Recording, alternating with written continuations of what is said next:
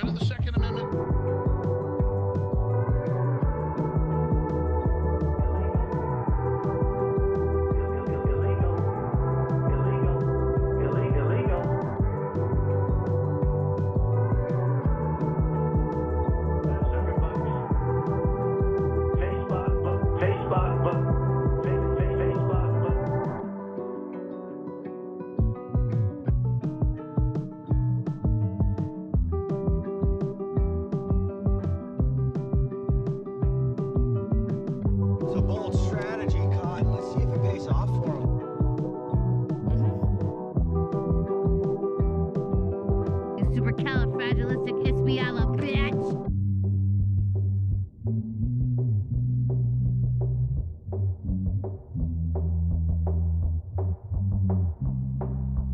Follow the Ridgeway.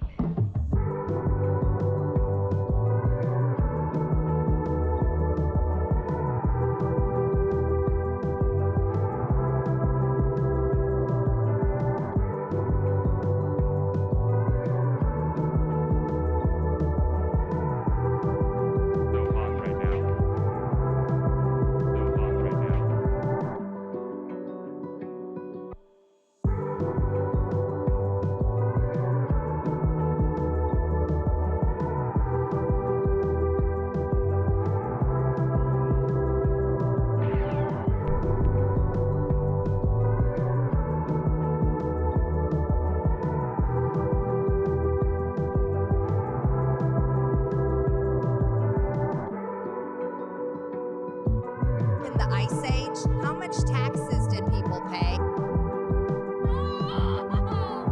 Arguably the greatest work of nonfiction in the 20th century.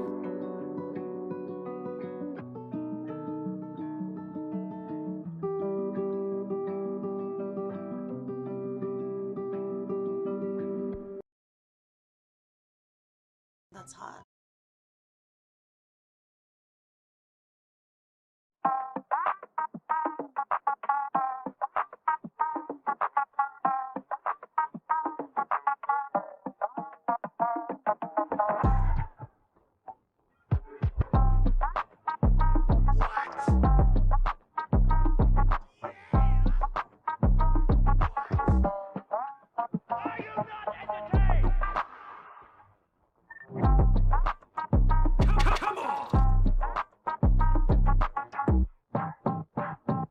Phrasing.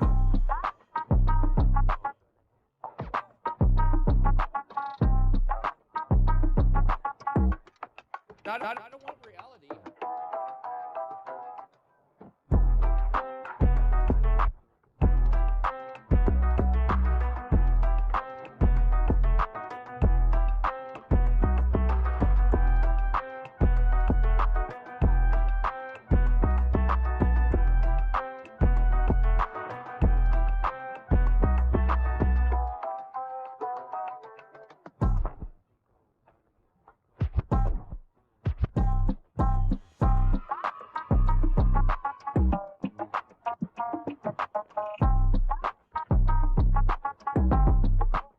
China. I have to have my China. People from China, they love me. People from China, they love me.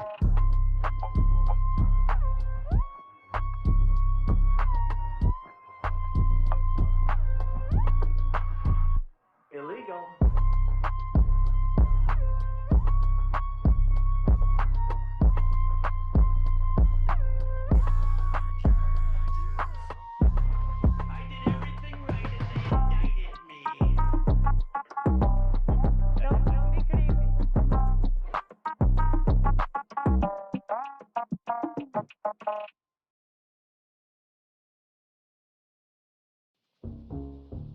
This is from 12 Rules for Life. That's hot. So hot right now.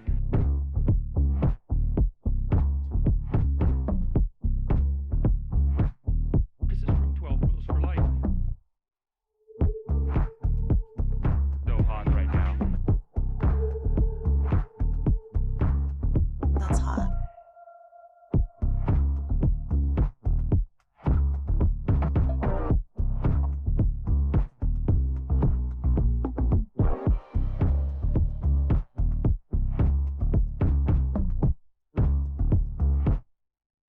It's science.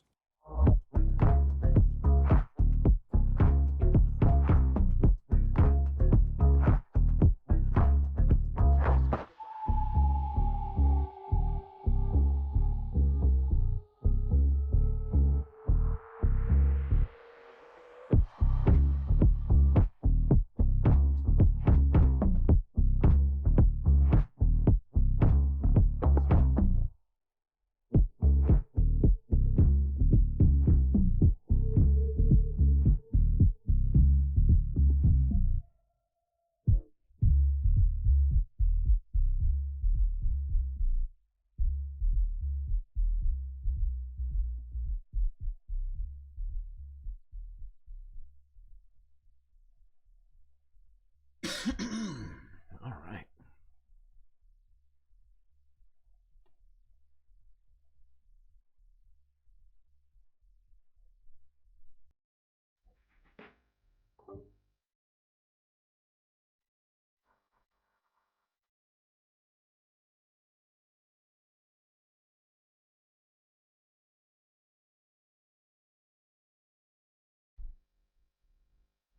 Well, happy 420, everyone.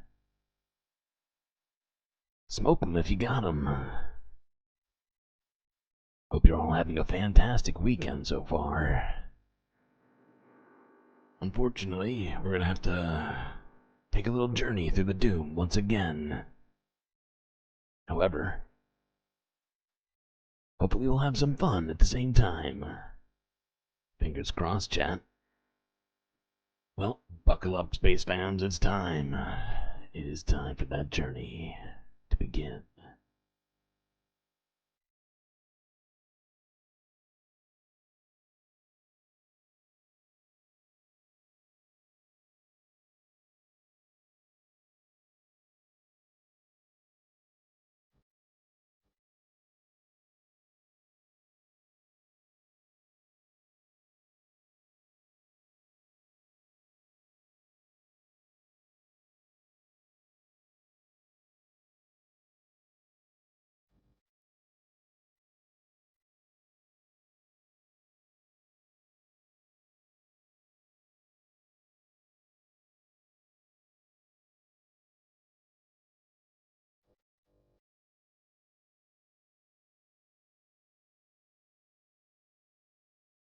Well, I'm gonna start the stream off with America, as usual. However, today, I'd like us to focus on something first, known as integrity.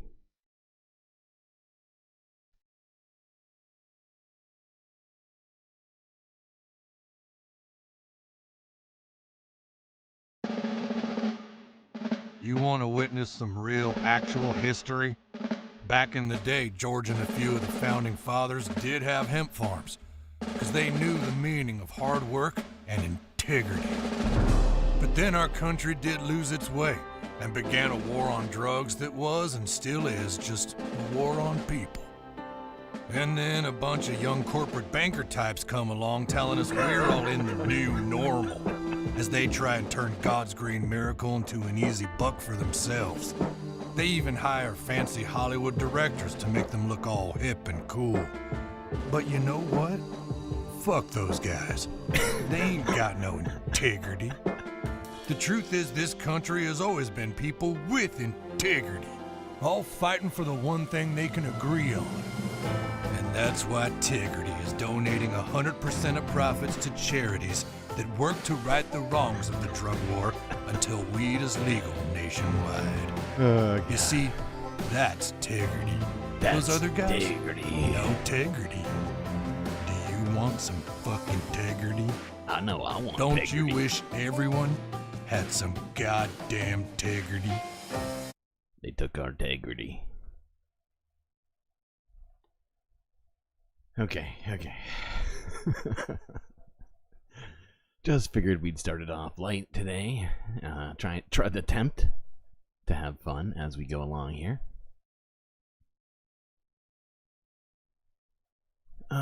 What's the first one? Yeah, this is from 21 hours ago. Associated Press.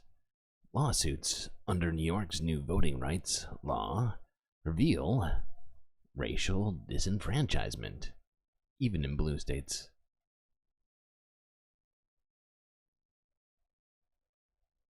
Not a great look. So recently, I traveled to Nassau County in New York, which is home to a portion of Long Island. While I was there, residents told me that they feel like the county legislature is trying to weaken their vote. In fact, 4 Hispanic residents and a local civil rights organization filed a lawsuit in February under the New York State Voting Rights Act. So the lawsuit alleges that the redistricting map packs and cracks communities of color into 4 of 19 districts, even though they make up over a third of the county's 1.4 million population. There have been at least 4 lawsuits, including this one, filed under this measure. And redistricting experts told me that these looming litigation will actually be the first test of the New York voter protections since it was enacted in 2022. They also say that even though New York is a Democratic-led state, these lawsuits will spotlight a long-standing narrative that racial vote dilution is linked only to the South and Republican-led states. Yeah, we need to have less gerrymandering everywhere. It should just be representative of who we are as people, as cities, as towns, as whatever. And it's partly why we need to also be focusing in on this initiative as well for the presidential election regarding the popular vote. I don't know if anybody remembers, but we talked about this a while back, and you know what? We're going to talk about it again later. Not today, but maybe this weekend. Because it's still on. I haven't forgotten. Okay, we're going to quickly look at homelessness here. First from CBC News, where do homeless people go when encampments are dismantled? I think we know. Abandoned buildings, dark alleyways, tunnels, and fenced-off areas near highways. The city of Montreal has dismantled hundreds of homeless encampments in the past year. But after the tents come down, where are the people who were living there ending up?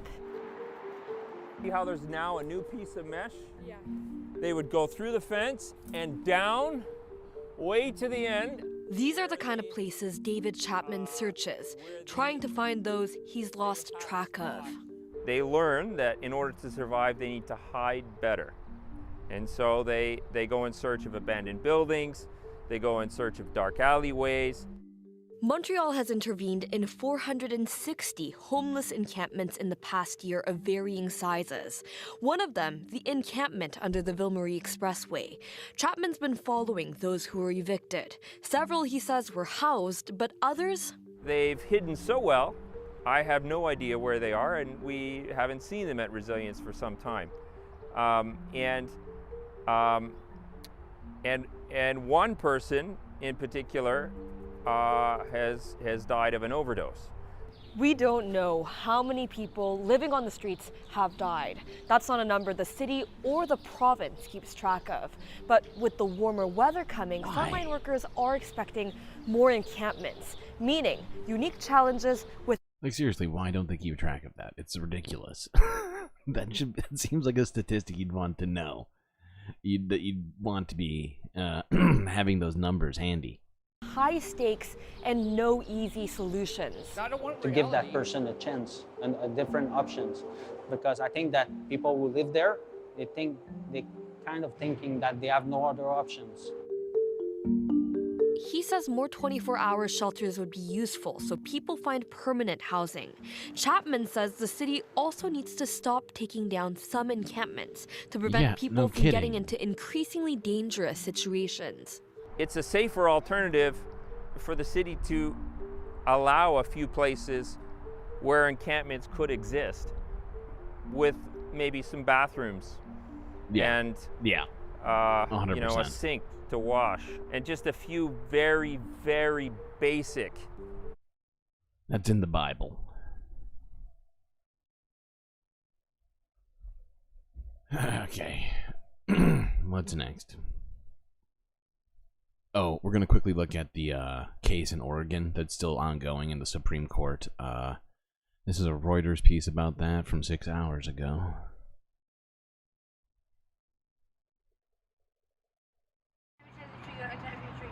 Case against homeless residents in an Oregon town could shape the way U.S. cities handle homelessness.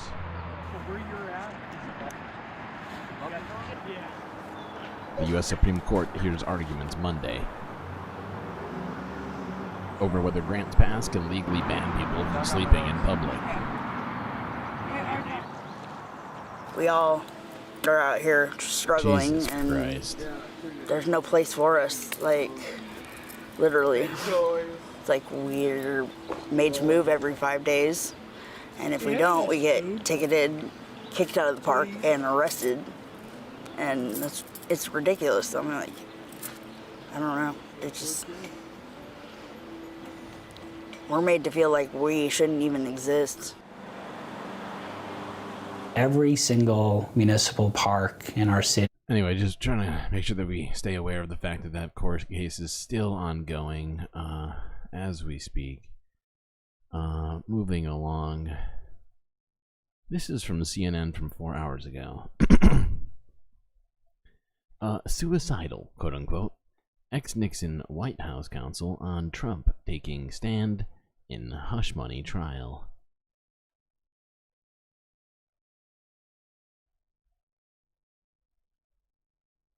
Opening statements in the first ever criminal trial of a former president are set to begin on Monday. Donald Trump will return to a Manhattan courtroom as prosecutors present their arguments in the New York hush money case.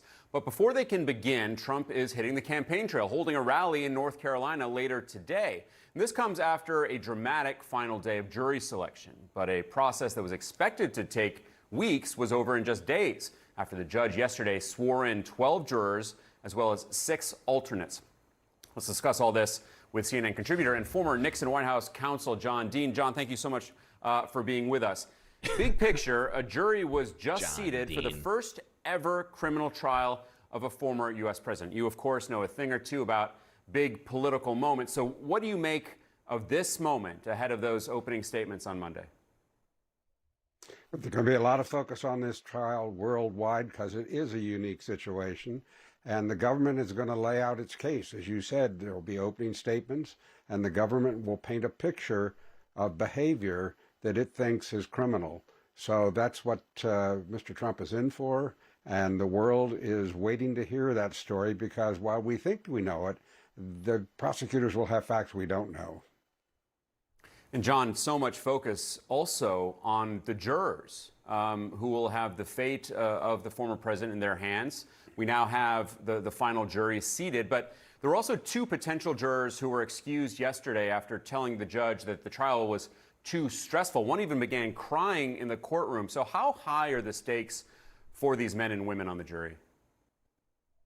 I think they realize the height and the focus on this jury is because they know they're going to be anonymous. And the courtroom is empty, excepting for the jury. The press is really not covering it other than through an outside room with television cameras that closed circuit show the proceedings. So they sense something is unusual. And then they, of course, see the former president of the United States sitting there and know that, this is a very savvy jury pool and jury that emerged because New York is well educated and fairly attentive to these kinds of events and knows the significance of what's going on. In addition to those... The news anchor looks like a... Oh my God, you're right. He does... he does look like George Bush. Oh, it's creepy. I'm not going to be able to unsee that now, but you can't. Not happening. But yeah, if you're not aware of who this is speaking, this is... I don't know the name of this anchor. He might very well be related to the Bushes. But the guy speaking is a former White House counsel for Nixon, right? A man who debased himself enough, but knew that resigning was the move.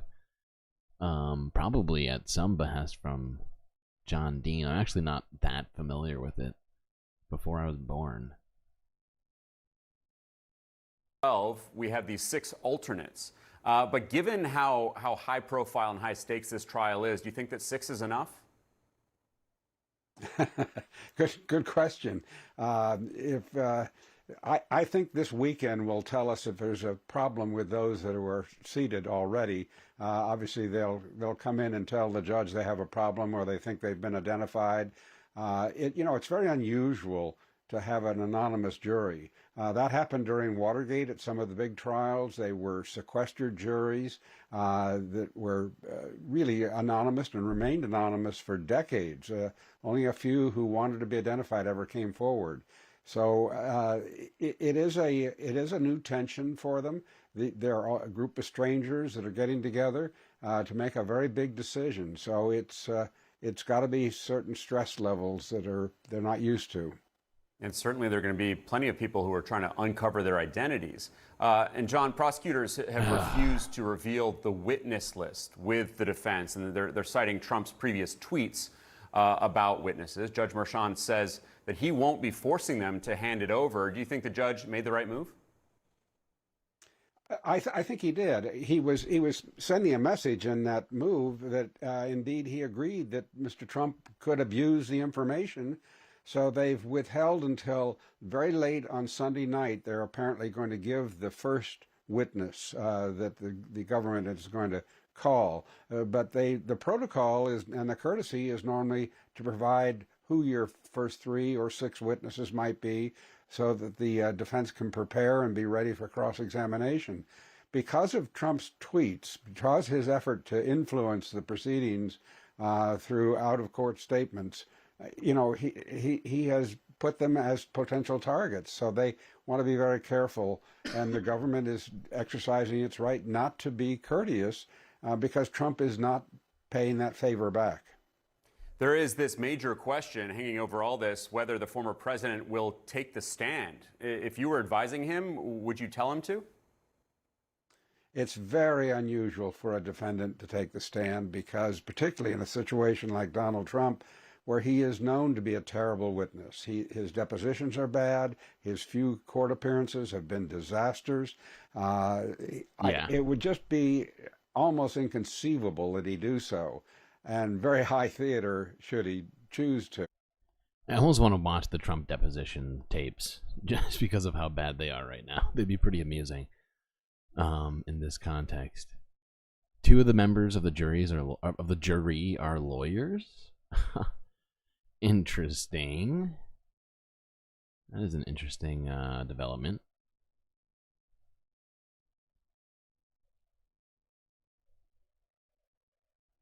Okay. What was I going to look up just now? Oh, yeah. I was going to do this just for fun. Just to see who this guy is. Got pulled up on this list, so I don't have to do that over there. What's this guy's name? What? They didn't even put this guy's name in the video information? What the fuck, CNN? Show more. Terrible. Okay. Fine. Never mind. I was gonna try and figure out if this guy was a Bush or not, but fuck it.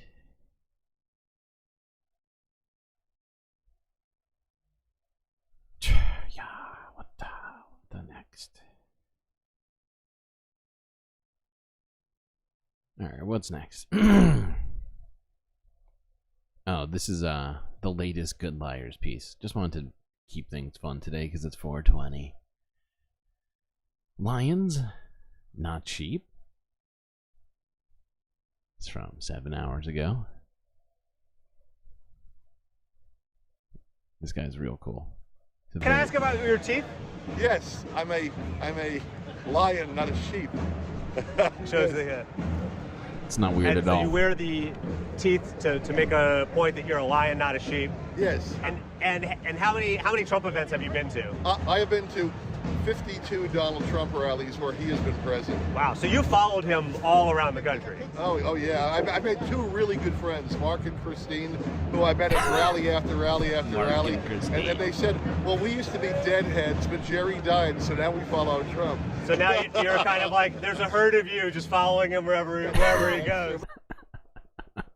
I don't think the guy gets the analogy in this moment. If I could just, for the record, say I would not take Congresswoman Porter's. But that guy identifies as a lion, is that right? I mean, this is interesting, you know?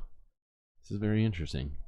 Not as a sheep, but he and other people just follow Trump blindly for no good reason. Because Jerry, what's his name? Garcia? From the, is it Jerry Garcia? From the Grateful Dead? He passed away, right? It's a little ridiculous. It's one of the worst reasons to follow Trump, I think, that I've ever heard. Oh, I don't know about that. I've heard a lot of dumb shit. Okay.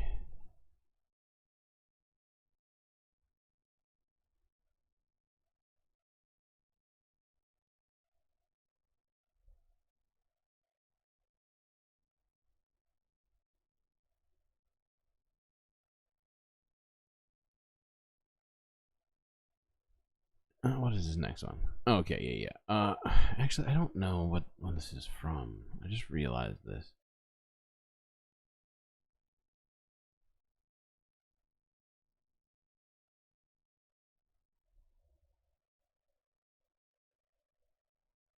Okay, well, it doesn't even say it in the video description when this was from, so I'm just gonna assume it was recent. I saw it and I just found the way this was dealt with, like this first, whatever, 30 seconds of this is just amazing. So let's watch this. This is a video in which Katie Porter slams a right-winger who testified in Congress about how Congress gets its funding. If I could just, for the record, say I would not take Congresswoman Porter's investment opportunity because it's investing with other people's money and it's making choices that they might not themselves want to make with those dollars. I want to start by talking about other people's money because last time I checked, that's all we spend is the American people's money. That's actually the function of Congress. Yeah. And there are no dollars that we spend that do not come from the American people. So the argument that we shouldn't do something because it's spending other people's money would simply suggest that we don't spend any money at all, including zeroing out the defense budget. Is that in fact what you were suggesting, Dr. Burke, that we zero out the defense budget so that we don't spend other people's money? No, but it is. Okay. That's literally all I wanted from that clip. And honestly, it goes into a great detail about a number of other things, but I just found that to be great framing of that sort of, that argument that we hear from right-wingers all the time. Oh, we're stealing money from people to pay for this or that. Wait, Jerry Garcia died in 95? What? That makes even less sense now. I'm sorry. Hold on, I need to look this up. This is mystifying. You're telling me Jerry Garcia died in 95? Oh my god, he died in... Wait, how does that even link up with Trump? Trump didn't even run for president until 2016. It's like 20 years. It's like, what did he do for 20 years? I'm so confused. I'm so confused right now.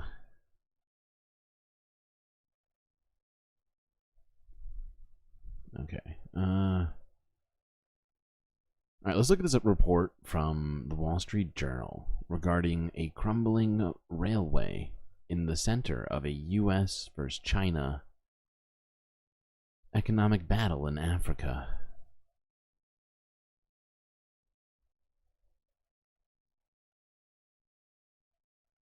I'm just going to pause it here and just look at the different countries that have received some amount of of funding, and it seems like just about every single African nation has received funding by way of the Belt and Road Initiative to some degree, starting in like 2015. Yeah, the resource grab in Africa is real. It is very real. It's been going on forever, obviously. But as things such as cobalt and like lithium and all these other things become more prevalent, turns out there is a fair amount of them in Africa. This is completely off topic. Well, kinda. But this fucking building is sick. You can't tell me this isn't a sweet looking building. What in the fuck is going on with that? I don't even know how it's standing. It does look like the tower from the Lord of the Rings. Looks like Saruman's tower. Holy shit. Good call. Good call, Aaron. Well, the fact is that most Western nations haven't done business so much as pillage Africa or attack it.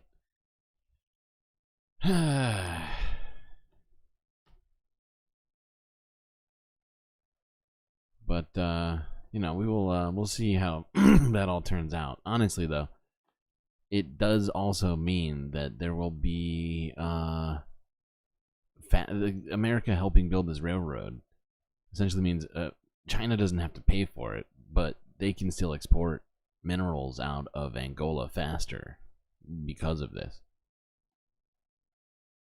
And we'll see who Angola chooses to sell minerals to after all this shakes out. After all, they've received, what was it, $60 billion from China? Or it was like, I think it might have been less than that. It was a lot.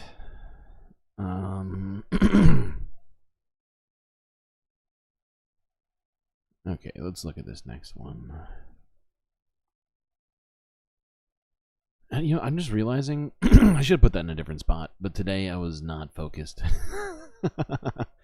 It's whatever. It's whatever. AP from 6 hours ago. Mike Johnson reacts to the House vote on aid for Ukraine and Israel.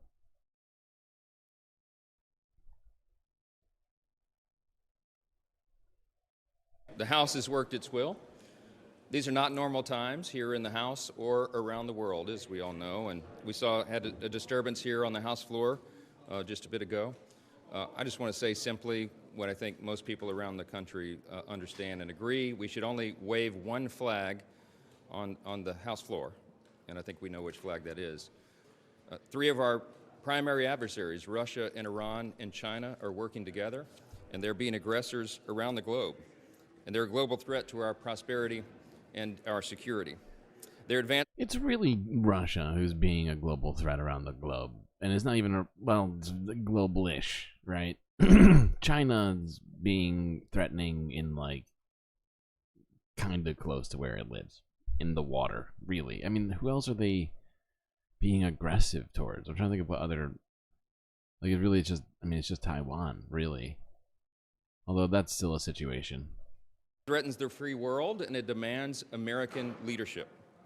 If we turn our backs right now, the consequences could be devastating. I know there are critics of the legislation. I understand that. It is not a perfect piece of legislation. We're not ensured that in a time of... Good to see you, Donald James. Israel, question mark? Yes, Israel. They passed, I believe they passed both separately. Or did they? I can't remember now. They were supposedly going to do that. I don't know if that's what happened. ...a government and in a time where there are lots of different opinions. But there is no question whatsoever that the House has made many strong improvements to the Senate bill, and the product that we've sent over there is much better. As I've said many times, I don't walk around this building being worried about a motion to vacate. I have to do my job. We did. I've done here what I believe.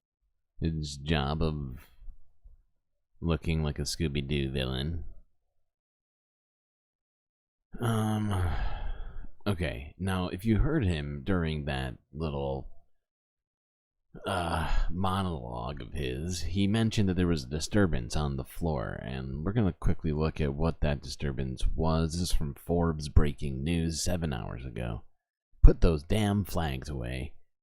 Anna Paulina Luna rips lawmakers waving Ukraine flags on House floor.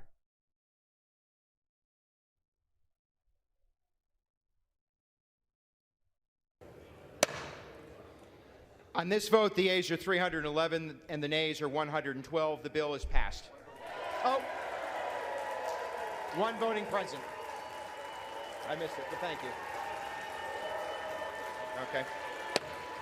The House will be in order. It's a disturbance. The House will be in order. The chair would remind my colleagues to observe proper decorum. Flag waving on the floor is not appropriate. The House will be in order. Without objection. There you go. That was the disturbance. It was very serious and bad. Very, very bad. Might as well just give away our government to Ukraine. Waving flags on the floor. Good God. For fuck's sake. And that's what he wants to cry about. Okay, Mike. Okay, Mike Johnson. By the way, Mike required the Democrats to pass this bill. His Republican colleagues were unwilling to fully help out, if I'm not mistaken. I have no idea who that guy is, honestly. I've never seen his face in my life.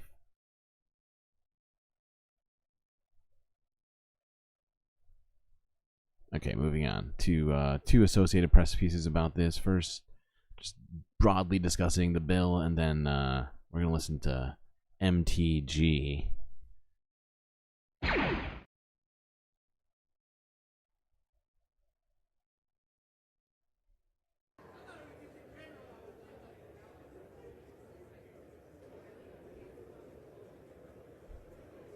The question is on the passage of the bill. Pursuant to Clause 10 of Rule 20, the ayes and nays are ordered. Members will record their vote by electronic device. This is a 5-minute vote. On this vote, the ayes are 311 and the nays are 112. Right. The bill is passed. So you can see that 112 Republicans voted against. Oh, one voting present. I missed it, but thank you. Okay.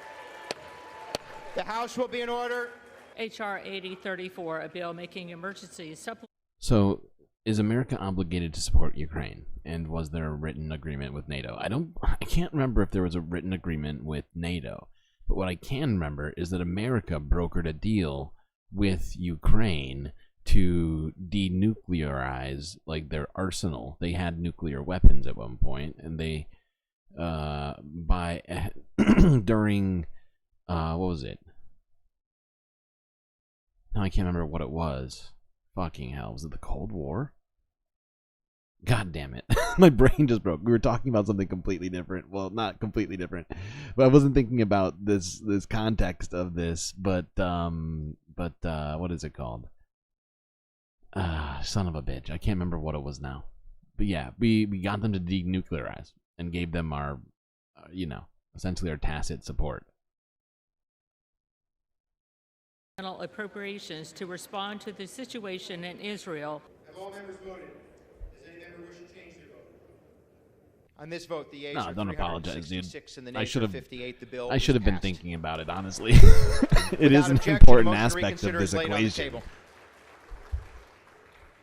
Okay, all right. Now let's listen to good old MTG. There is more support. It's growing. I've said from the beginning I'm going to be responsible with this. I support my majority. I support the majority next time. I do not support Mike Okay. Johnson. He's already a lame duck. If we had the vote today in our conference, He's a he duck. would not be speaker today. He's already a lame duck. He can't raise money. Oh. Everyone knows it. We know we can't win the majority next year without raising money. He can't be speaker. He doesn't have the vote. And then he did this in here on the House floor, foreign war package that does nothing for America. It's unbelievable. I'm thankful that America gets to see who this man is. I'm thankful that America gets to see who the people that voted for this is, because this is the only way it's going to change. This is the sellout of America today. Oh, had we've members sold of out Congress in there America. waving You're the right. Ukrainian flag Okay. on the United States Oh, House because of the Representatives flag. floor. I was gonna say because while we we're- passed aid for Israel. That was gonna be me saying that's how we sold out, because that felt like a sellout. And I'm starting to think that they've combined them in the House, which is confusing me, because I was told last week, like I think Thursday or was it Wednesday or Thursday, they were gonna pass them separately. But I think they might have passed them as a combined package again for whatever nonsense reason. Unless I somehow missed something. That's exactly right. We promised Ukraine if Russia ever did something that we'd back them up. if they denuclearized and, you know, kept the situation calmer with less nuclear weapons, we thought, and I think everybody thought, that would be a good plan in the moment. And then all this happened, and you know, we've had to kind of stick by our word.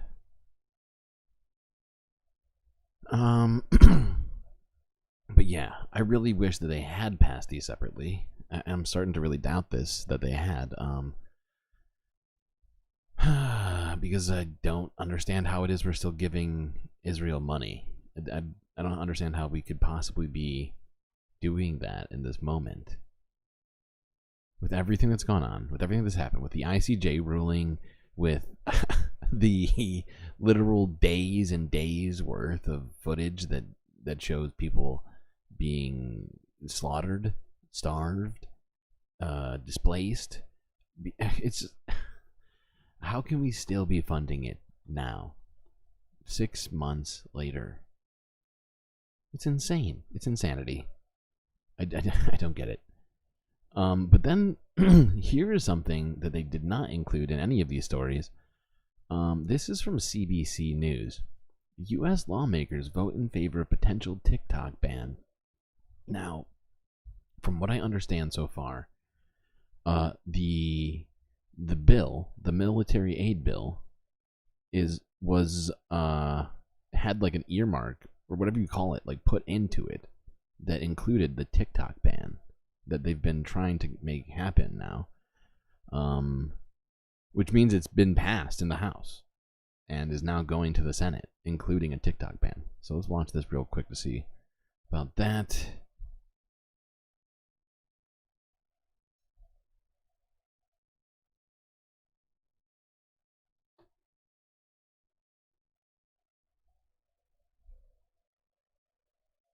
Well, U.S. lawmakers have voted to approve a ban of the social media app TikTok. They hope this approval will mean the app is banned nationwide by 2025. So for more on this, I want to bring in Ritesh Kotak. He is a cyber and tech analyst in Toronto today. Thank you so much for taking the time to chat with us. I want to start right off here by getting your reaction to this ban. What did you make of it? No surprise. We knew that the House was going to pass No some sort of surprise. ban on. I'm surprised. They threw it into a military aid bill? What the fuck? How is that not surprising to this guy? This is something that we've been talking about for a while, but that doesn't mean it's banned. There is several steps still in the legislative process. It has to go to the Senate. It's expected to pass in the Senate, and then it will go to the president's desk where they got to sign it into law. Now, just because it's law, there's going to be a grace period, a year with potentially extensions afterwards. And at that point, we will see if they actually follow through with it and it actually gets banned from the App Store, or if TikTok comes up with some sort of agreement with the U.S. government to allow the app to exist. Well, I'm sure there's a lot of TikTokers who are very upset right now, and at least know that you have a year. But I find it very hard to believe that the Senate isn't going to pass this legislation. Okay, the rest of it's not honestly not that important. Moving on. Let's look at this story here to kind of segue us into this next topic. This is from 8 hours ago from the AP. Volkswagen workers in Tennessee cheer after vote to join the United Auto Workers Union, otherwise known as the UAW.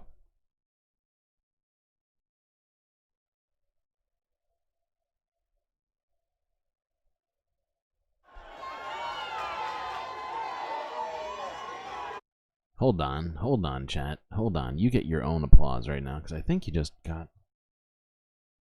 Oh, wait, I'm wrong. You're one away. You're one away. You're one like away from 20.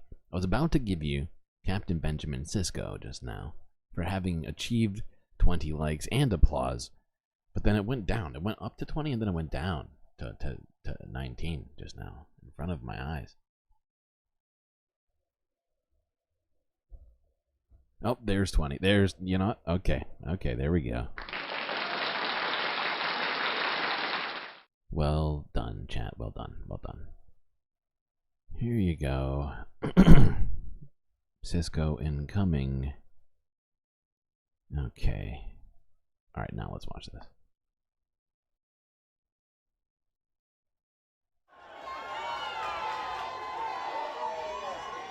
Fake news, we have 20.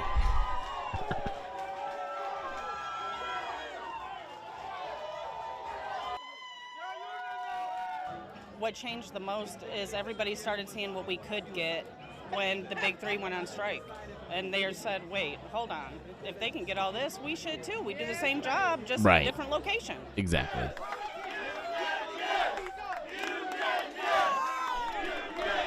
It's the greatest feeling that I felt like in 13 years.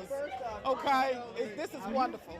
Well, I just think it's the reality where we are and the times we're in. Workers are fed up in this country. They're fed up with being left behind. Yep. And obviously, with our win in victory bargaining, I think that really motivated a lot of workers to realize there's better for them.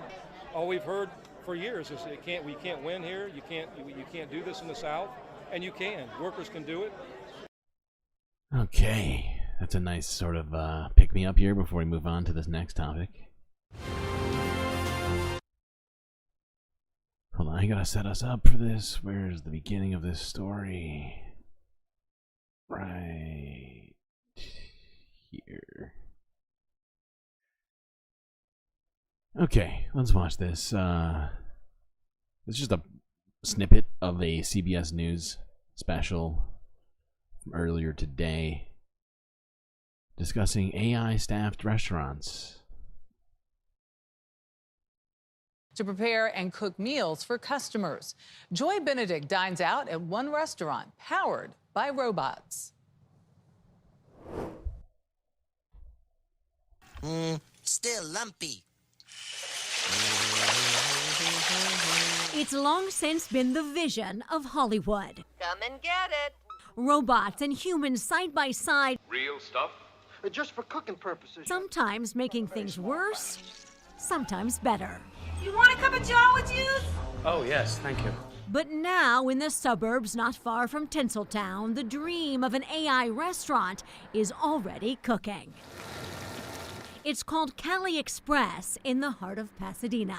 Is this the first time we've seen all this technology in one place? Absolutely. Vic Golick is in charge of the newest business on the block, a burger joint which brings a bunch of food-making robots into one cafe. For this burger, it would take about 120 seconds. There's a grill robot by Kachina. So you heard that. It's 2 minutes per burger. That's pretty fucking fast. And Flippy by Miso Robotics frying everything else. No human chefs needed. We can't get enough people to come out to work on fryers and grills and their dangerous jobs. And this automation helps solve a lot of those issues that we're having. But inventors say the use of these robots isn't a true technology takeover. It's intended to help humans. I love the way, and I think a lot about how technology can work with people to make people's lives better. Rob Anderson is a co-founder of Miso Robotics, which started working on Flippy, the fry maker, 6 years ago. I mean, this is your baby. Yeah? Oh, it's super cool. The machine is already at work in some restaurants like White Castle and Jack in the Box. Flippy's really good at doing repetitive tasks, which is just operating the fryer in those dangerous environments. And that way the people who work in the restaurant can focus on those human elements. Is it costing people their jobs? That's not what we've seen. It's not. This dude, oh my fucking god.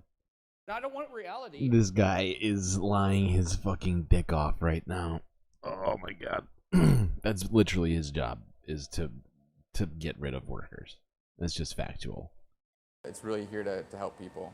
Flippy can make 250 pounds of French fries an hour. The Burger Bot, 100 patties, all without needing a break or a day off like its human counterparts. These restaurants are... You believe him? It's not going to take you any... Okay. Yeah. Very, very busy at peak times, and Every second that gets added to somebody waiting in the drive-thru is a lost revenue opportunity. Oh for that no, restaurant. not lost revenue But it's not just opportunities. tech God damn chefs. it. A cheeseburger. The ordering system is powered by artificial intelligence too, using facial recognition software. I don't want things looking at my face or getting my fingerprints. Like, should I be scared of these things? We don't think so. So we're very clear on the point that we're not doing any kind of. I love how I love how when they interview the people who invented and benefit from the technologies directly, they're always super like sunny about it. No, I don't think it's gonna be bad at all. No, we don't have any data for that. And I always wish I was there to ask the question, is that because you haven't been looking at the data? Because it genuinely feels like that's the case. Surveillance every single time. But like it actually feels like the opposite. It feels like even one step further, right? It's not just that they are looking at the data. They know what it's gonna do. They know how much money it's gonna save people in labor costs, right? Like that's how they're selling this to people, like in back rooms. They're trying not to publicize it, right? But it's happening. Cameras are going live and recognizing the user. Economic in the US. Bill of Rights. Not a bad You're always idea. tapping a button, or you're asking somebody to scan your face. And there will be humans here too, putting the finishing touches on your meal. Oh, but the Cali finishing Express touches. plans on only staffing 2 back-of-the-house employees, a fraction of what it would take to run a. Right, you heard that? 2 employees for an entire burger restaurant. What? That's insane. That is insane. And the way they're talking, they still expect to be able to pump out food, no problem. Usually you'd need, I don't know, 8, 10, depending on how busy it is, like in the area. Maybe. Kitchen. This is the start of a revolution that's happening on the restaurant side. Dan Ives is an analyst for Wedbush Securities. Statistics show that 62%. By the way, before we listen to this guy, I forgot to pull this up, but we're going to do this anyways because this guy is a fucking dick. So Dan Ives, who is an analyst for Wedbush Securities, Wedbush Securities, when we look Wedbush up, Wedbush has, where is it?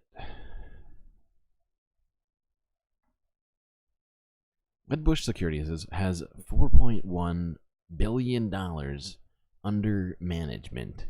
Okay, it's a privately held investment firm.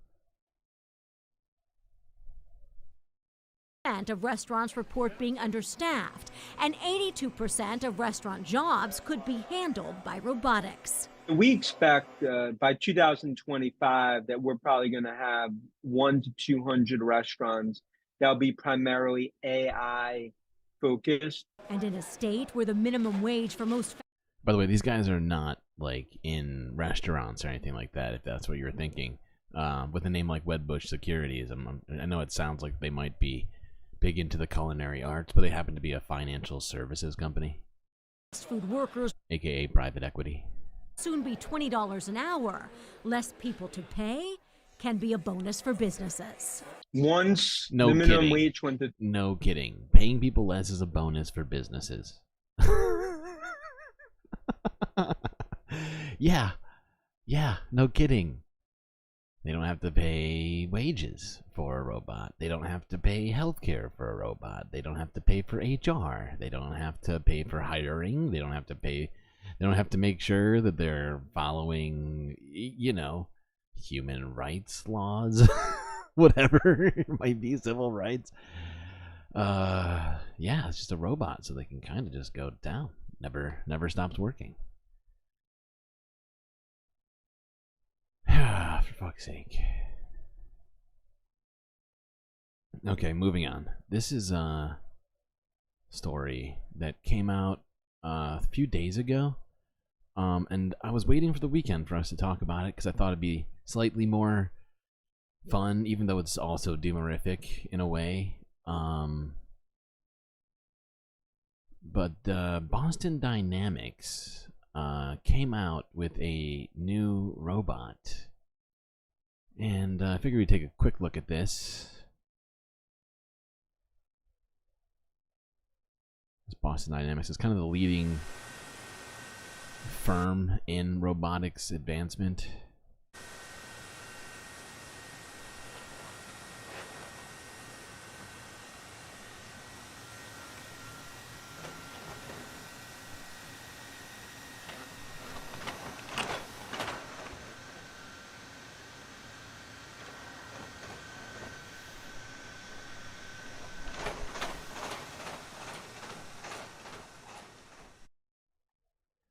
Now, as for the amount of information that's out about this robot, it's pretty limited, okay? Now, I did do some amount of robotics in college.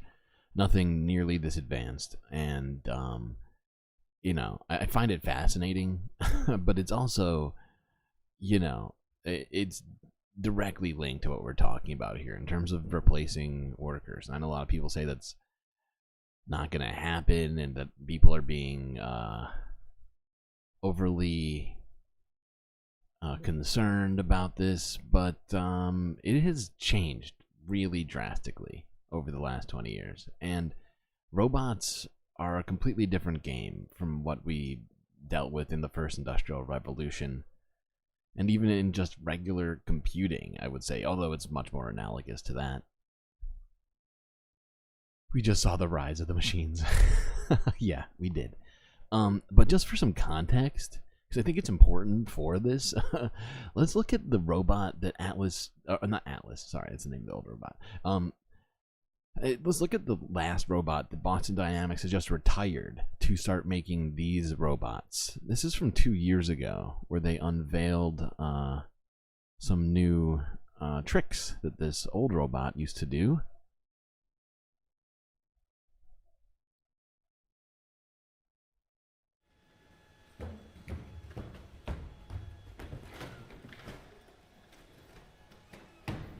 Now, I feel like everybody in the internet saw this video, right?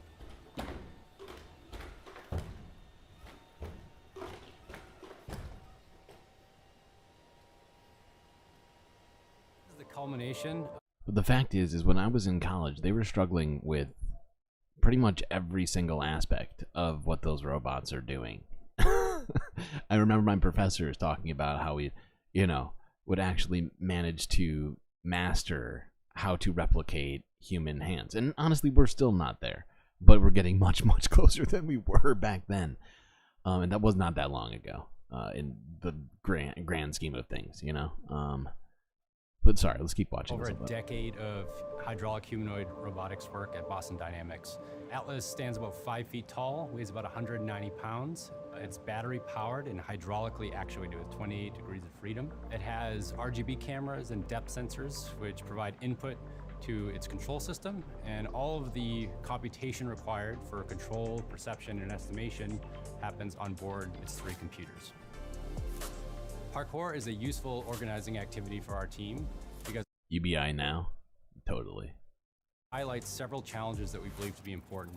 First, how do we build a high power density but not in lieu of social services, like Andrew Yang was proposing? robot that's capable of extended athletic behavior? How do we design control algorithms that can create a variety of behaviors and control them robustly? And how do we connect perception to... So I guess the reason that I wanted to watch that is because the fact that, and if you look at, if we go back, actually, I'm going to go back real quickly just to point something out. Now, once again, we don't know the exact specifications of that robot. We could make some guesses as to what is powering it. Doesn't appear to be hydraulics. Could be, but it doesn't appear to be. This robot, if you look at the size of it and the amount of tubes and other things that are hanging off of it, right? This new robot is much more compact. Now, I don't know if its capabilities will be the same or better or worse. That one video was very short, and it's the only footage of this robot that exists on the internet that I've been able to find. Not this one, but of the other robot that we just saw, the one that got released that stood up from laying down. I would point out that being able to stand up from laying down, even if it wasn't in the sort of weird way that it did, it is actually quite interesting. A self-righting is a difficult thing to do in some cases. I know that these robots were quite cumbersome and they struggled to get up off their backs, if I'm not mistaken. But that was pretty impressive demonstration. But who knows what they can actually do? So we will wait on that. But it's not the only problem. It's not the only problem, right? And the fact is Boston Dynamics is much less focused on the consumer side of robotics and much more focused on the research side of robotics. However, some of these other companies that have been working in robotics, like the one that Elon Musk started, I can't even remember the name of it right now off the top of my head, but they are 100% consumer-facing robotic company. And that's more, I feel like, what we need to actually worry about. But the fact is that Boston Dynamics are the ones who are coming up with a lot of this technology. Okay, moving along. Do we watch this next one? No, let's move on. Well, actually, maybe we'll watch a snippet of this.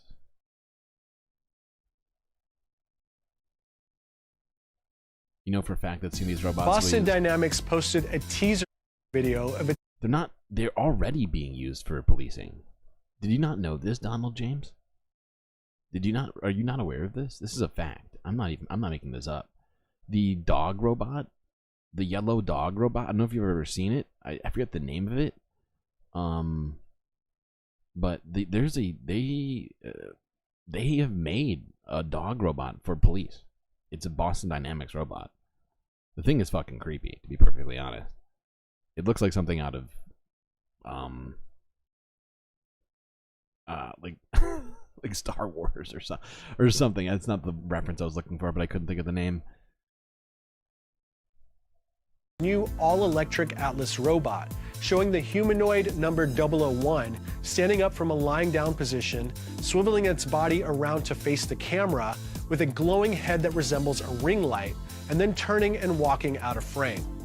The robot's limbs and torso seem to be omnidirectional, with the ability to rotate in any direction, while its face appears to be a simple round piece of glass, likely containing an array of cameras and... Hold on, this is not the part I want to watch. Here it is. You can look at it right now. Spot, the robot. Awareness. The company's Spot robot, which resembles a four-legged dog-like robot, is already being put to use in factories and is marketed as a reliable and scalable partner on the factory floor. Its ability to collect data and survey a workplace could make it a valuable asset, but as with any new innovation, it could cost human workers their jobs. Generative AI has been top of mind the past few years as popular artificial intelligence assistants like ChatGPT are being trained to handle a large number of tasks.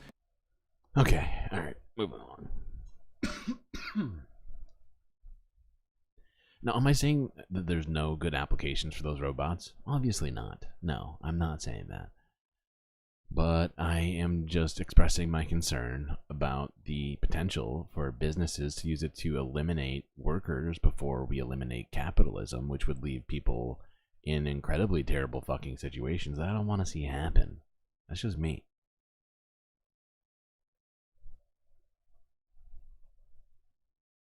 If we had abolished capitalism at this point, I'd say great. On with the fucking robots, on with the AI, right? But the fact that we're still living in a goddamn capitalist system and, you know, have a housing crisis and a healthcare crisis and like all these other sorts of things, right, that we're dealing with that we can't even fix right now. I don't know if adding robots for corporations is a good thing. You know what I'm saying here? Like, I would be so much more on board. Like, the fact is like I fucking love a lot of it. It's really kind of cool, right? Happen to be, you know, one of those sort of people that actually find some of this kind of cool. But it's also just it should come with concerns, in my opinion, and with proper regulations in place for it. Okay, what's next? Okay, since it's 420, let's watch something about weed. More perfect union from 2 months ago. Legal weed is being ruined by corporate greed.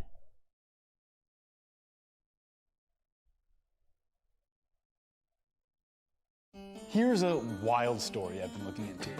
Weed isn't even federally legal yet, but giant corporations are already ruining it. For consumers, for workers, and for everyone, really. TrueLeave, the largest cannabis company in America, controls over 50% of the legal cannabis market in some states. If you combine them with their two biggest competitors in Florida, for example, they sold enough weed in 2022 to give every Floridian 7 joints. You are basically taking over the Southeast. Is there any type of goal there? Hold on. I have to do this. I didn't do this while I was watching this video the first time, but I'm doing it now. Population of Florida. 22 million. 140 million joints. Really, it's 54 million joints. That's a lot of joints. Yeah, that's it. So. You could be using their products without even knowing it. They create brands that evoke small brands and pair up with our most trustworthy celebrities, like Wiz Khalifa and whoever these guys are.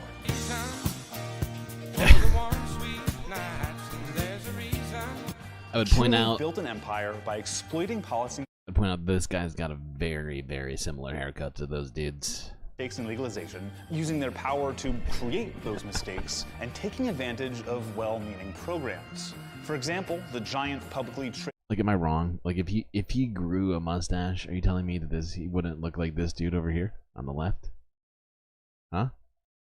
He just needs the bushy sort of like prospector mustache. Traded corporation somehow got the only minority-owned license for a dispensary in Alabama. And they're already working to do the same tricks they did in states federally. Do you have a lot of lobbyists in Washington right now, Kim? Yes, we do. The TrueLeave story shows us what we can learn about how a weed economy shouldn't be run, and how a good one could be run. This is The Classroom from More Perfect Union. And today we're talking about how to stop big industry from bogarting our weed economy.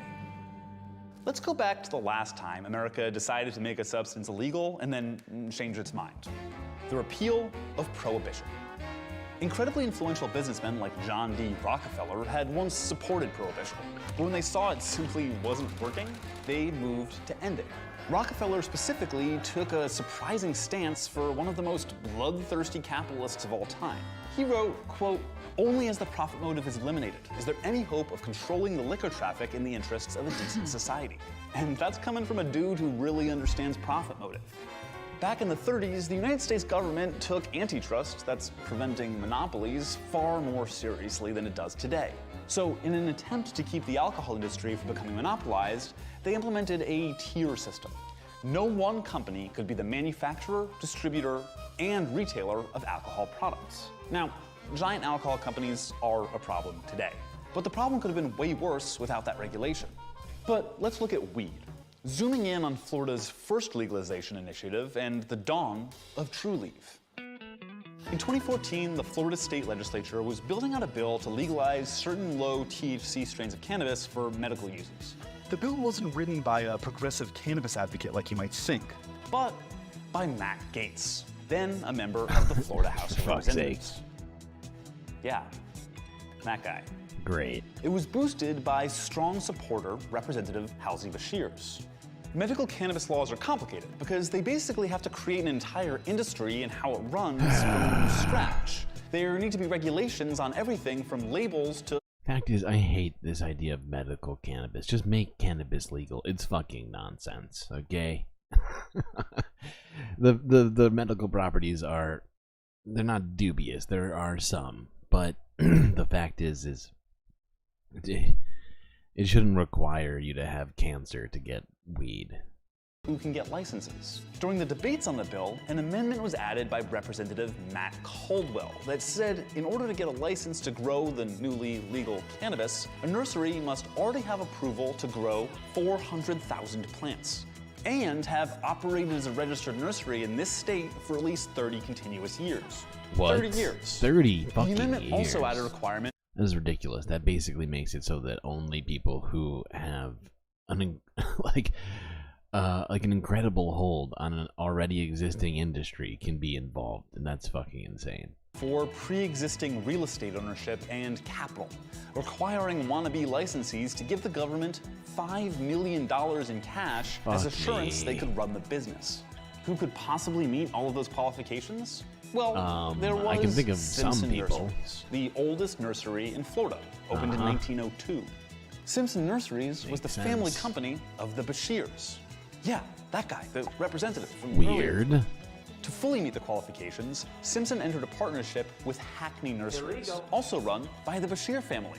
The combined partnership got one of the just 5 licenses that Florida gave out after that bill. The combined company was Trulieve. But wait, there's no evidence of corruption here, right? Bashir's being involved isn't enough. Where would he have even gotten the idea for this? His family was supposedly, quote, opposed to growing cannabis. Well, like so many great scandals, there was a total idiot involved. In 2016, a Florida businessman, J.T. Burnett, was being investigated for a number of crimes, and undercover FBI agents recorded a conversation with him. He bragged to the FBI agents that he had, quote, worked through the bill with Bashir's, a childhood friend of his, over the course of one afternoon, and convinced him to push little tweaks to the bill. Those little tweaks were the amendment that broke the whole cannabis law, the one we just told you about. At the time, Burnett had a girlfriend, Kim Rivers. Today, they're married, and Rivers is the CEO of Trulieve. Do you have a lot of lobbyists in Washington right now, Kim? Yes, we do. Burnett and Rivers don't come from backgrounds in cannabis, health. Okay, I think you all get it. The way that legislation is currently being done for cannabis is very problematic and is basically just benefiting and profiting a very small group of people. Where do we know this story from? Oh, right. Every day when we look at capitalism with even just the slightest amount of skepticism. Okay. Moving on. We have other things to look at here. Speaking about cannabis and the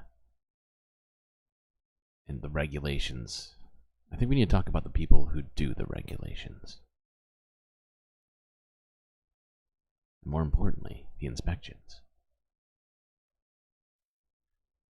Okay, how dare me? Just take a look around. Capitalism is the perfect economic system. You're right, I have been wrong. Just that one sentence has proven my entire existence wrong. And I'm sorry, I take it all back. Capitalism, good.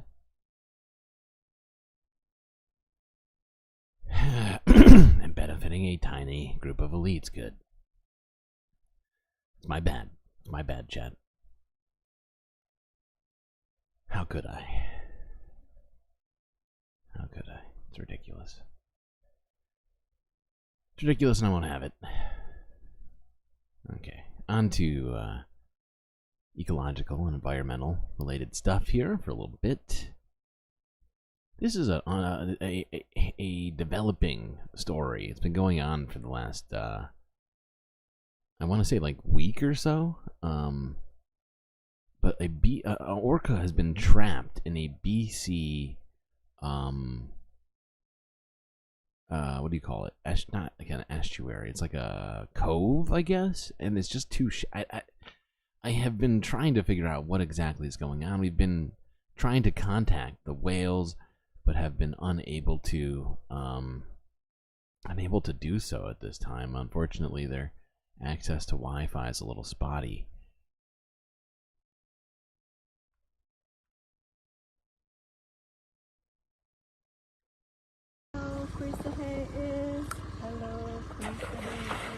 It's a sight the entire Ahadasat First Nation has been waiting to see. Quisahayas finally feeding.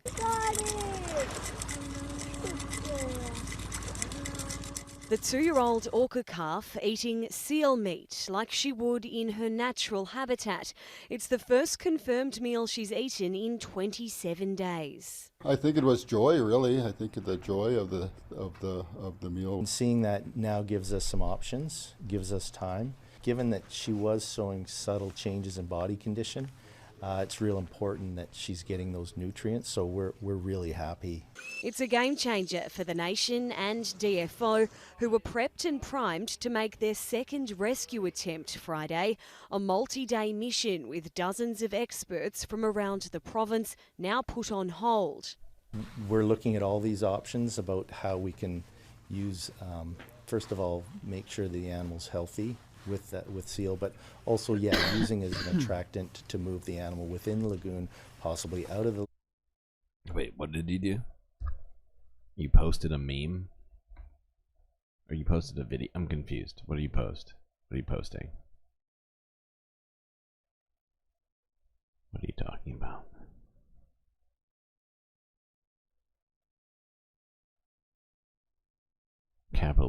Capitalism is gonna kill us all. I don't think I've seen that one.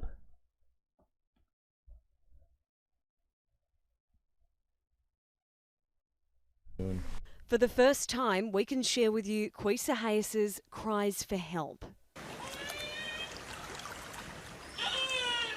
How long have you been holding on to that, Pitchforks?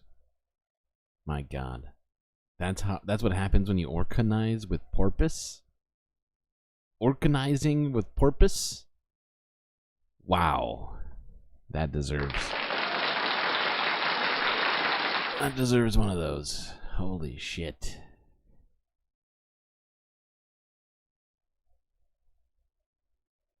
Okay, what's next? Let's look at this real quick. From a year ago here. CBS News.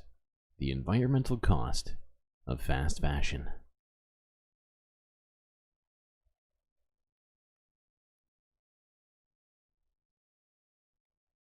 Did you know it can take nearly 2,400 gallons of water to make a single pair of jeans? You see, how we make and buy clothes is hurting the planet. But here's a potential solution. The fashion industry is one of the most pollutive in the world, accounting for an estimated 10% of global greenhouse gas emissions. And as climate change intensifies, experts say it is critical to rethink how we produce clothing. Traditional manufacturing is already harmful to the environment, and after consumers throw away products, they end up in landfills. So one solution is to keep them in use longer. Companies are doing this now by accepting customers' used clothes for store credit, allowing new customers to then buy these used goods at a discount. According to ThreadUp's 2021 resale report, the value of the secondhand market is projected to double in the next 5 years to...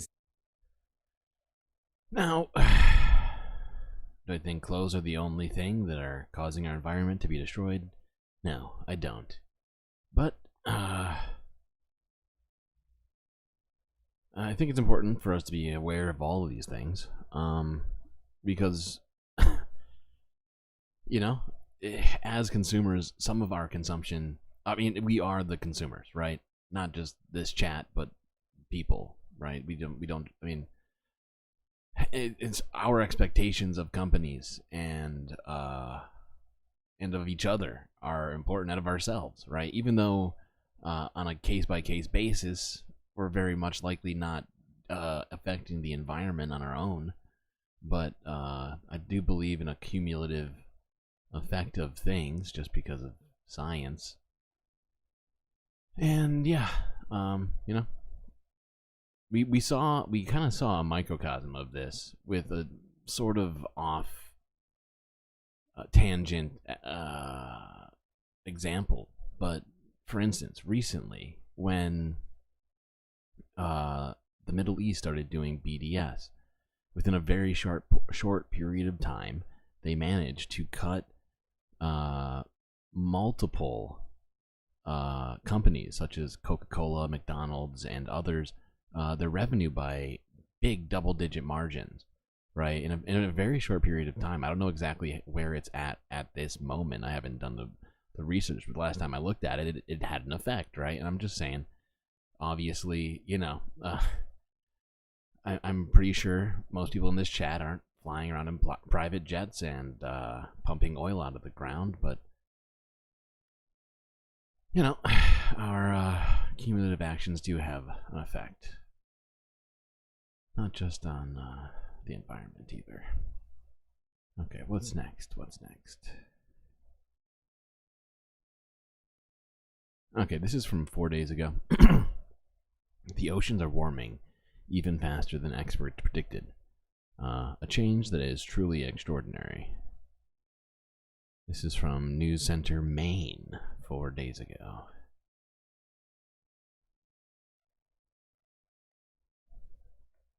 An article in the New York Times a few days ago was one that'll get your attention. It reported that the ocean has now broken temperature records every day for more than a year. Even for people who follow global warming, it's a troubling milestone. So why are ocean temperatures rising so dramatically? For some answers, we turned to Dave Reedmiller, the director of the Climate Center at the Gulf of Maine Research Institute in Portland, and began by asking what his response was. You're literally flying a plane right now? You're flying a private plane while pumping oil out of the ground? My God. Goth dogs, how could you? To the news that those ocean temperature records had been broken every day for a year.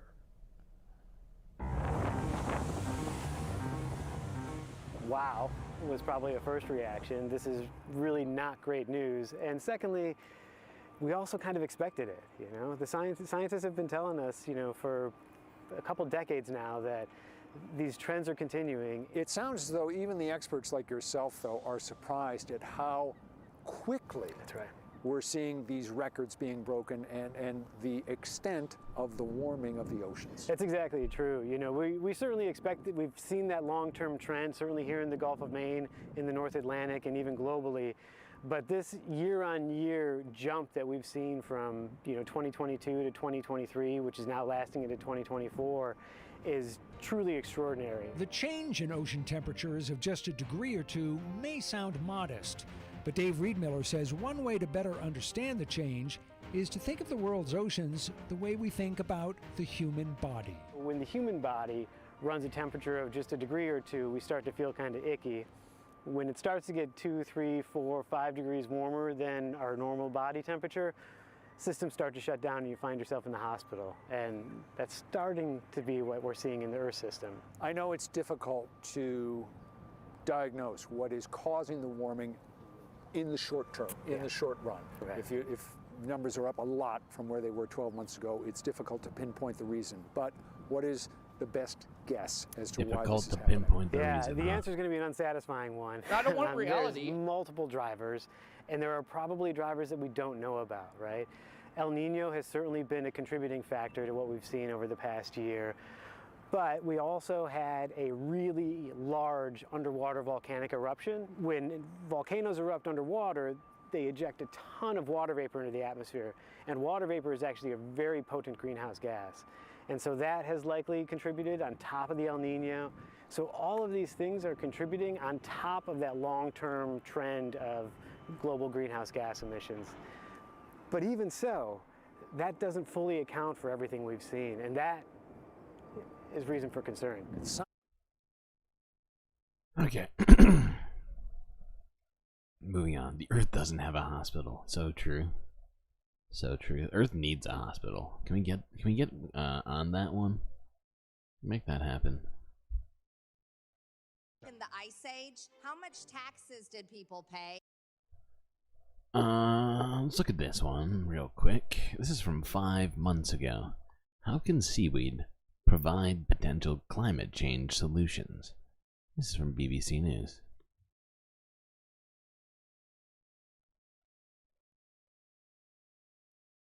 The Prince of Wales is in Singapore ahead of the award ceremony for his Earthshot Environmental Prize on Tuesday. The event gives 5 projects from around the world £1 million each for their solutions to climate challenges. Our royal correspondent Danielle Ralph has been taking a look at one of those solutions, which is seaweed. Off the coast of North Devon, one business is rewilding the sea. Beneath these waters is a farm in the ocean, and there was elation at its first successful crop. First archipelago harvest! Archipelago is looking for seaweed solutions to the big climate challenges. I bag that. They're ambitious. The potential of seaweed is vast. It can capture carbon, reduce methane when used in animal feed, and cut the use of plastic. But in the UK, the seaweed industry is still being developed. Not only are we having to go to work with picks and shovels, we're having to build the picks and shovels before we can go to work. So that's rife with challenges, but I think the potential and the... You think that the that the video, the capitalism going to kill us all, is going to have good soundboard sounds? Okay. Could be open to that. The potential for the industry, both economically and environmentally, is super exciting, and the breadth of applications for the end products are enormous. Once a farmer's field in Bath, now transformed into allotments to meet the huge demand for growing your own food. And those working the roots allotments here have a secret weapon: seaweed fertiliser produced from the ocean farm in Devon. I've really enjoyed using the seaweed fertiliser, because it's easy to use. You just have to dilute it in the water, and it's easy just to give it a good old sprinkling over most of your veg. And has it given you a good crop? Absolutely. My potatoes are huge, my parsnips are huge, and I've never had so many potatoes or seen so many potatoes in my life. It's too good. When you win an Earthshot prize, you get the full attention is that of Prince William. Oh, it is. He even okay. visits your business to meet the team. Notpla won Earthshot's £1 million last year, and it's been a game changer. Say when. They turned seaweed into a biodegradable film that can be used in packaging. The power of Prince William being so invested in their idea has been significant. Here we go. Amazing. He's been amazing in really creating a lot of moments for us to be in the room, to have the chance to connect with people who are often too busy to look at like some of the solutions, like which packaging is used in a stadium or in a festival. So it makes or it hairy and those are cheery really play. important moments. Okay. Moving along. Just trying to keep things fun-ish today. It's the weekend. It's 420. Just trying to keep it light-ish as we go through some stuff, because there's still some difficult things for us to look at today. And it's been a difficult week, let's be real. I think everybody's having a bad week. Alright, this is going to be our last video about the environment, and this is about environmental appreciation.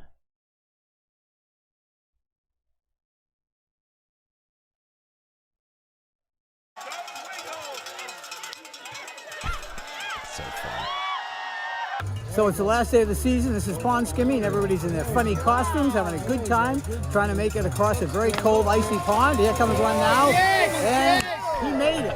We actually kind of do enjoy it sometimes when they don't make it. It gets the crowd more excited, and it's a little more fun. He's like the state puppet. We're going out with a Marshmallow Man. bang. It's a beautiful day. We've got the music on the deck, and we've got barbecue burgers going on, so everything's fun and games today, and everyone's having a good time. Aw, look at this little kid. It's a little bit rough coming into the corner there, and then we hit a bump, and I was going a little bit slow, so I navigated incorrectly, and I made a mistake.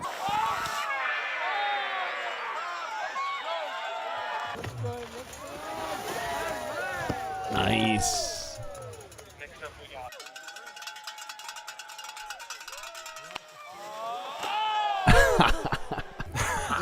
I knew about halfway through, and then I decided to reach out and grab some water.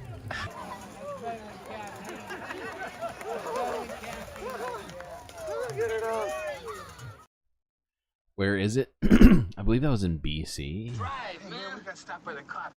No, sorry, New Hampshire. Hampshire. On the complete other side of America. New Hampshire. I'm not sure of the mountain.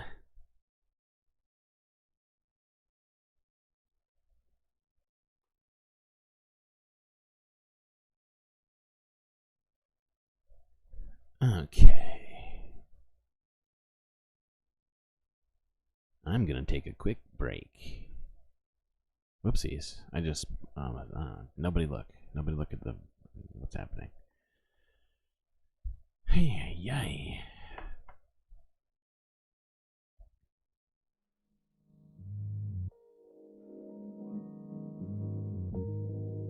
Well, I hope everybody has been enjoying the show so far. need a quick break here on the space station. I'll be right back. We got plenty more to look at. Plenty more here for this Saturday. If you haven't already, hit that like and subscribe button. They do help me out a great deal. Also, trying to get my subscribers up to 500. Might even do a subscribe-a-thon, but till then, tell everybody you know that Galactic Streamlord is on the case. If you'd like to support me even more, well, your main option is going to be going on Patreon and becoming a Galactic producer, where a whole host of benefits awaits.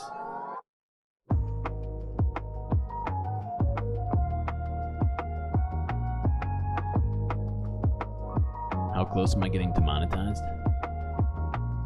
All I need is subs. I just need to get subs up to 500. I got all the videos and the watch hours, all that stuff is done. I just need more beeps. I'm already monetized on Twitch, but I've been making sure not to use my Twitch. Maybe I should start doing that and getting people from there over to here. But I just would rather not split up the family, you know? I'd rather not split up the family. Alright, I'll be right back, chat.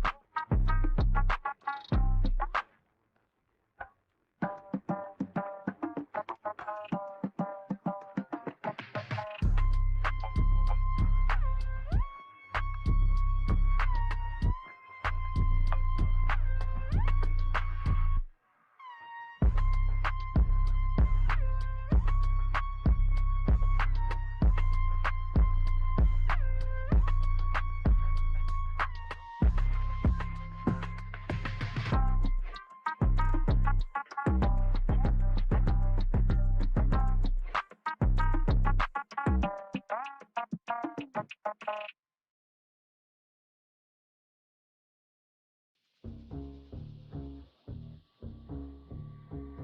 don't want reality.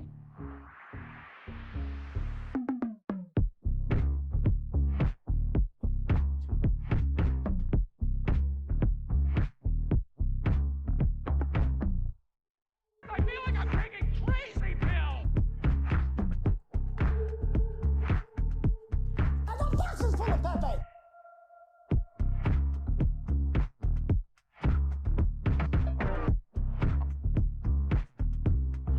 Alright, chat. I am back.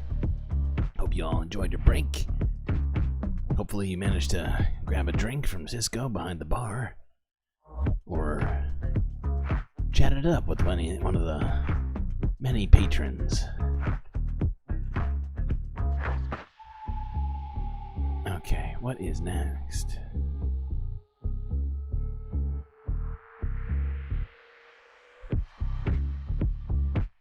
You supercalifragilisticexpialidocious bitch!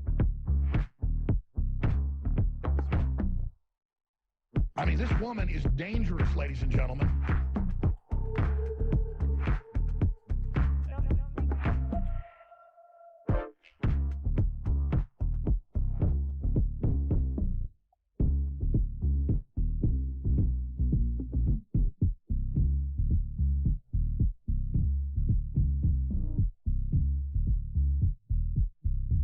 Alright, now, let's get back to this.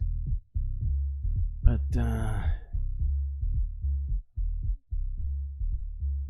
before we move on, I think we should watch this video about police in America. Drive, man. We got stopped by the cops, man. I don't have a driver's license. Shit, man, why'd you tell me that when you started driving? Oh, never mind that, man. What are we gonna do? Oh, shit. Oh, here, chicks, please with me, man. Oh, come on. I don't think you see me. No, sit down. I got my leg caught. I just get my legs caught. Man, look it over, man.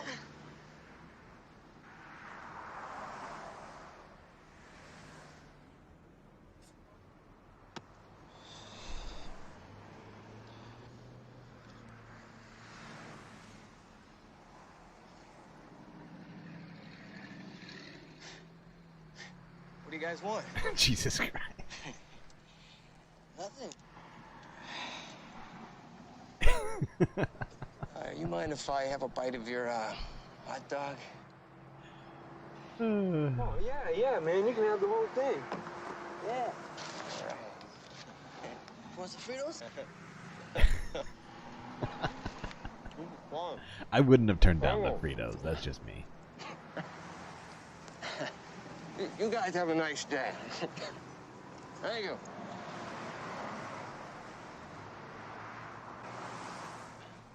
Wait, they're squashing my nuts. Oh, you're right. We're very close to getting Jessica Fletcher right now. Just a few likes. What was that dude's trip, man? I thought we were gonna get busted for sure, man. Just a minute. It might be a trick, man. Okay, we'll sit there and be cool. We got a dope. Oh, shit. Look at him, man. I wonder what he's been smoking. Oh, whatever it is, I wish we had some, man. Kidding. Wow, man, look, man, we gotta score some before we go on. Yeah, but where, man? I don't know, man. There's gotta be somebody in this town that's got a lot of smoke. Yeah. Okay. Maybe he shouldn't be riding that motorcycle. Totally, I agree. Honestly, one of the better cop interactions that I've seen on this channel. Granted, it was entirely fictional, unfortunately. Okay, what are we looking at now? Yeah, okay. So, this has been unfolding in, Spain's Canary Islands, where thousands have marched to protest against tourism, which is, according to them, causing great inequality, among other things, for local Canarians, I guess, is what you would call them. I honestly don't know. But let's look at this video.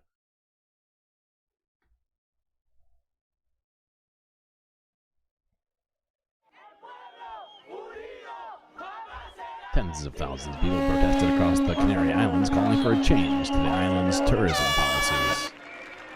The demonstrators are urging the government to freeze the number of people visiting the Canaries due to its impact on affordability and the environment.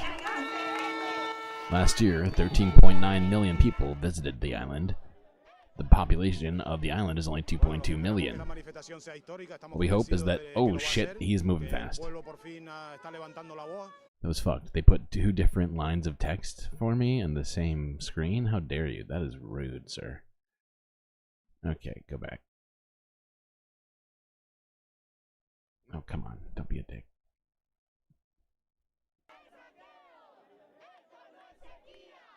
What we hope is that the demonstration will be historic. We are convinced that it is going to be. That the people are finally raising their voices. They are not going to stay at home. People are protested against new construction projects. It is not only the tourism projects, it is the queues, it is the precarious work, it is the unemployment, it is the weariness of the people who are tired of it. Tourism accounts for about 35% of the archipelago's GDP, but almost a third of people in the Canaries are at risk of poverty or social extinction. Is that what that said? Social extinction? Social exclusion. Okay, yeah. The Guardian always has super fast subtitles.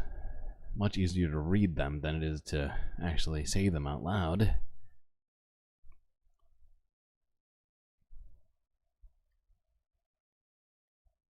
You know, I just realized they're not... Are they actually a part of Spain? You know, I think it's complicated. I think they have their own government, but are, like, part of Spain, like, officially. It's very confusing to me. But anyway, what's next? Historic in what context? The tiny Canary Island.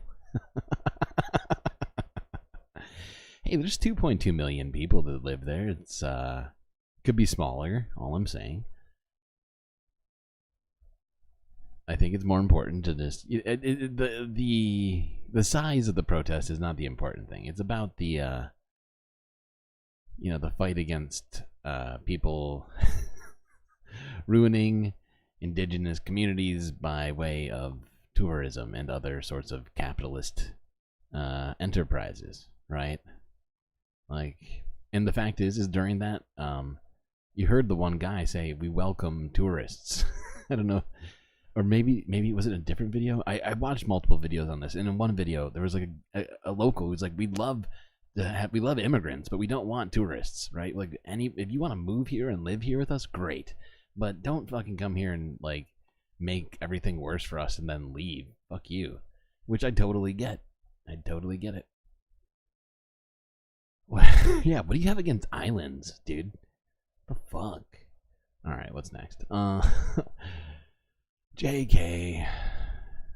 Quickly gonna look at a couple things in Asia before we look at the overarching situation regarding the Middle East. Let's look at this one from 9 hours ago, where fighting flared at the Myanmar-Thai border. A lot has been going down here. If I'm not mistaken, I think the Thai monarchy is not a super big fan of Myanmar expelling people into their territory, which has caused... It's complicated. Let's just watch this. I'm not going to go into the whole thing about this right now.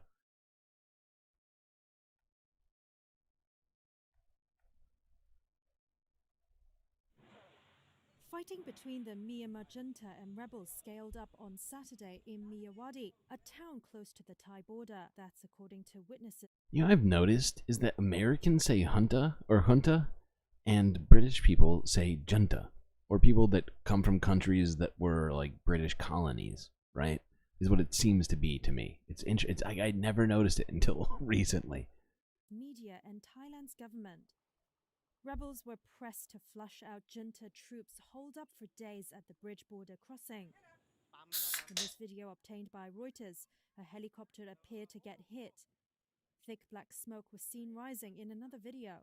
Several Thai media outlets said about 200 civilians had crossed the border to seek temporary refuge in Thailand. Resistance fighters and ethnic minority rebels. Oh shit. Key trading town. So sorry. Thank you, Moana. Wow, you caught that one pretty quick, I think. But thank you. I was reading the subtitles for that previous video about the Canary Islands because it was loud as shit. But I didn't want to completely block it out. Okay, let's try this again. Fighting between the Myanmar junta and rebels scaled up on Saturday in Myawaddy, a town close to the Thai border. That's according to witnesses, media, and Thailand's government. Rebels were pressed to flush out junta troops holed up for days at the bridge border crossing. In this video obtained by Reuters, a helicopter appeared to get hit. Thick black smoke was seen rising in another video. Several Thai media outlets said about 200 civilians had crossed the border to seek temporary refuge in Thailand. Resistance fighters and ethnic minority rebels seized the key trading town of Myawaddy on the Myanmar side of the frontier on April 11th. It was a big blow to a well-equipped military that is struggling to govern and is now facing a critical test of its battlefield credibility. Thai broadcaster MBT, in a post on social media platform X, said Good. resistance forces used 40mm machine guns and dropped 20 bombs from drones. They targeted an estimated 200 junta soldiers who had retreated from a coordinated rebel assault on Myawaddy and army posts since April 5th. Reuters could not immediately verify the reports, and a Myanmar junta spokesperson could not immediately be reached for comment. Thai Prime Minister Seta Thavisin said he was monitoring the unrest and Thailand was ready to provide humanitarian assistance if necessary. Myanmar's military took control in 2021 from an elected government led by Aung San Suu Kyi, who remains in detention. And Thailand had the exact same thing happen. And then, if I'm not mistaken, very, very recently, they might have reversed it in an election. I can't remember if they actually gave it back up. And there's always still the underlying monarchy. It's very complicated. I wish I was more of a whatever you want to call it, like a history buff. Like I wish like I knew everything about every country everywhere. But there's just so much stuff, and so, honestly, I feel like I knew more when I was younger. Right, like being out of school now and not reading textbooks on history as much.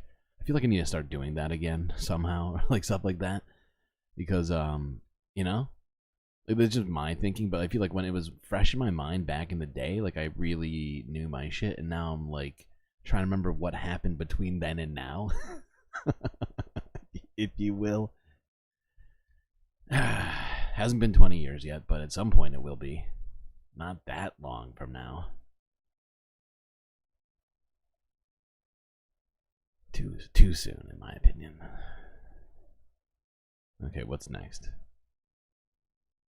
Okay, yeah, we're gonna look at this. This is a really quick clip. This is from the Associated Press from a day ago, where North Korea says it tested super large, quote-unquote, cruise missiles. No more money. Oh wait, no, I'm sorry. I just switched from one thing to the other because I blinked. Cruise missiles, warheads, and new anti-aircraft missiles. God dang. It's just, I'm moving on. I'm doing this. Go. Go up, go.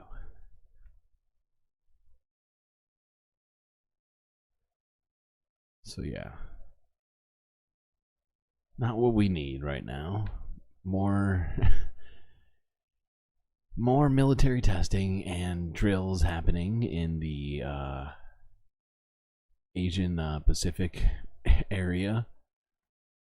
What was it? It was what, like a few days ago? Everybody knows. Bernie, you're getting ahead of me right now. It was what, like a few days ago that we saw the U.S. was doing unscheduled tests with the South Korean Air Force? Or were they doing their own? I can't remember, but it was basically, it was a combined military drill, essentially. There's a lot of this happening right now, like positioning going on in that region. Not a fan. Not a fan. Okay, what's next? Yes, Bernie. Okay, this is from Bernie Sanders from 4 days ago in Congress. These photos that he has behind him this whole time are pretty tough. I'm just gonna say that now. There's two starving children, okay? So just be aware of that before we watch this. Live, history will judge us, history will judge what we do right now. No more money for Netanyahu's war machine. Mr. President, as most everybody knows, Iran recently launched several hundred drones and missiles at Israel. Fortunately, there were no fatalities. This attack was Iran's response to an Israeli airstrike on their consulate in Damascus, Syria, on April 1st, an attack which killed 7 Iranian officials. I applaud President Biden for doing what he can to make sure that this conflict does not get out of hand, does not escalate, and does not create what would be a disastrous regional war. But while we pay attention to this developing Israeli-Iran crisis, I hope very much that we will not lose sight of the unprecedented humanitarian disaster now taking place in Gaza. We must not lose sight of that disaster. As I'm sure all Americans know, the war in Gaza began on October 7th, when Hamas, a terrorist organization, invaded Israel, killed some 1,200 innocent men, women, and children, and took over 230 people into captivity, many of whom are still being held. It has always been my view that Israel had a right to defend itself, respond to this attack, and to go after Hamas. It is also my view that Israel does not have the right to go to war against the entire Palestinian people, which is exactly what the Netanyahu government is doing. Mr. President, let us take a deep breath and understand that what is happening right now in Gaza is horrendous, it is inhumane, and it is in gross violation of American. By the way, before we go any further, I think we can all agree that that right to defend themselves and to fight against Hamas is pretty shaky to some degree, but Bernie seems to be parsing his words here. And international law. It is driven by extreme right-wing Israeli government officials and a government which is increasingly dominated by religious fundamentalists. That is who is driving this humanitarian disaster in Gaza. And Mr. President, more like it. What should be most troubling to the American people Good God, those fucking pictures. is that we, as Americans, are complicit because it is U.S. taxpayer dollars that have helped create this unprecedented humanitarian disaster. Mr. President, let me briefly describe what is going on in Gaza, because it is so easy in a world full of problems. Media focuses on this, focuses on that. Congress focuses on this and that. It is so easy to turn away from the tragedy in Gaza. But we must not do that. Mr. President, there are about 2.2 million people living in Gaza, 2.2 million, mostly poor and struggling people. Before the war, Gaza was a very poor and desperate area. Let us not forget that important fact that before the war, some 70% of the young people in Gaza were unemployed. That was before the war. Since this war began, over 33,000 Palestinians have been killed and 77,000 wounded. Unbelievably, 5% 5% of the residents of Gaza have been either killed or wounded in a 6-month period. 5% of their entire population.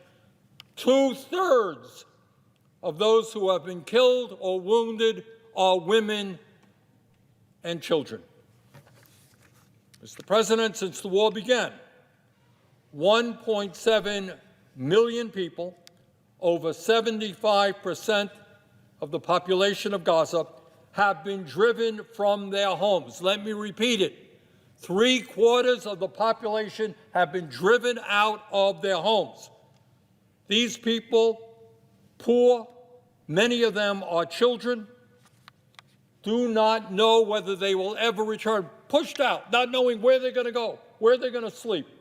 3/4 of the people of Gaza. Over 60% of the housing units in Gaza have been damaged or destroyed. This housing destruction is unprecedented in the modern history of the world. 60%. Okay.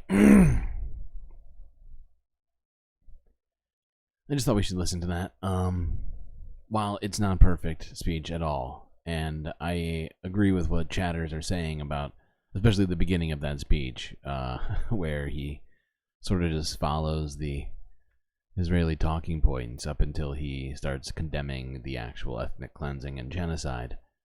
I just find it unfortunate, as well as you, that he had to start that speech that way, but the rest of that speech is 100% fucking necessary in the Senate. There needs to be more speeches like that. The fact is there's too many speeches that are the exact opposite of that, that are screaming that we need to give Israel as much money as possible to finish the job.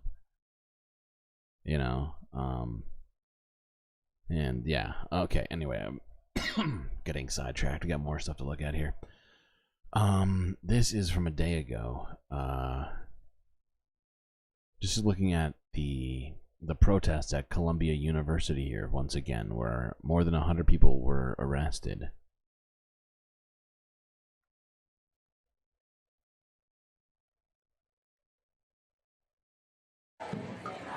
It's day 3 of protests at Columbia University as demonstrations on campus and off appear to grow. Free Palestine! Student protesters have set up new encampments on the New York City campus, just one day after Columbia's president Manoush Shafiq called in the NYPD to clear an initial encampment of pro-Palestinian demonstrators, leading to the arrest of 113 people, many who will get their day in court in May. Those dramatic arrests ratcheted up the tension. The protesters are angry about what they say is a lack of transparency around what financial ties the school may have to Israel, writing the encampment will remain until our demand is met. Do you think the arrests have slowed the protests down, or do you think they've inflamed things? I think they've inflamed things. I think the arrests really triggered a lot of the student body to mobilize. Some faculty are concerned the university is not respecting students' free speech and right to organize. Joseph Howley is Jewish and an assistant professor of classics. I don't think anyone I know has ever felt so unsafe on campus as we did Jesus watching Christ. those cops march into the lawn and drag our students away. But for some Jewish students, the protests have been frightening. One of the protesters was brandishing a Hamas flag. Well, as a Jewish student, that's deeply upsetting. You know, I wonder if someone was... I've seen 0 Hamas flags. All I've seen is Palestinian flags. And my feeling is that that guy probably just sees that and assumes it's the same thing. A Hamas flag. As a Jewish student, that's deeply upsetting. You know, I wonder if someone was carrying around the Nazi flag, what would they be told? University administration telling NBC News that they will continue to enforce their rules. Has anybody here seen a Hamas flag at a Palestinian protest? I have not. And I feel like I've seen a ton of footage. The one thing they and the demonstrators agree on is that they expect those protests will continue. Antonia Hilton, NBC News, New York. Thanks for watching. Stay updated about break. I'm pretty sure that kid just made that up. Or just associates the Palestinian flag with the Hamas flag. That's my guess. He's just conflating the two things.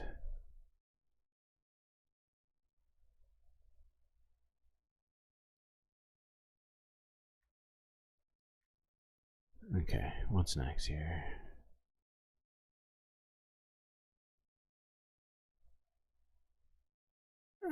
You know, I'm gonna skip this one because I got a bunch of other stuff I want to look at later. Actually, how far are we in? 2.5. Not even 2.5 hours. Hey, what's happening?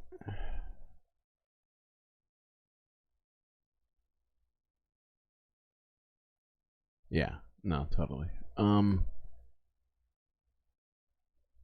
Actually, let's look at a part of this. This is from a couple of days ago. This is just more footage from the Columbia University protests that have been happening on campus.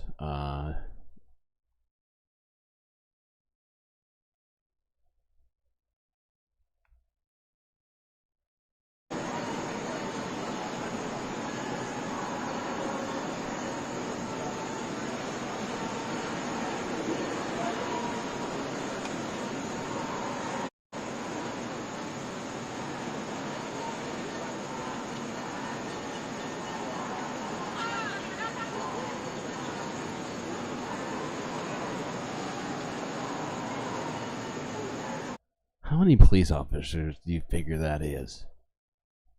50?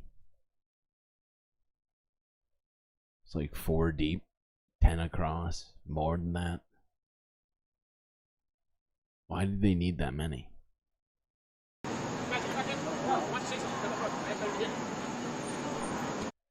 For a completely peaceful protest, why the hell do you need 50 cops?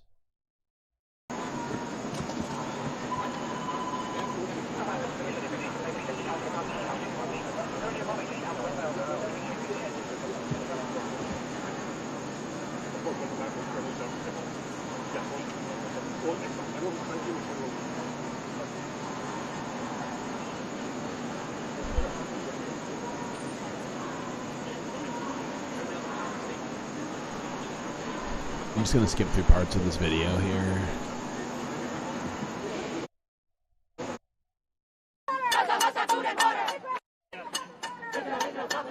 Now, they are expecting more protesters to show up, as there's been a call for people to come here. I'm not sure what time, but I would say that they should be arriving soon. Also, I know they were planning on a car rally around here at 2. So it's going to be a busy day. There's going to be a lot happening. So just stick around. Make sure you're sharing this. Get it out there.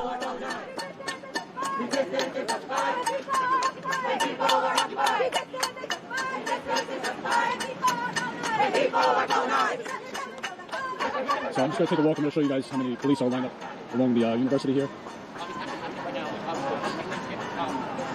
So early today, as all the the university staff and the students, the line was backed up all over here, going into this entrance that's up ahead with the blue tent.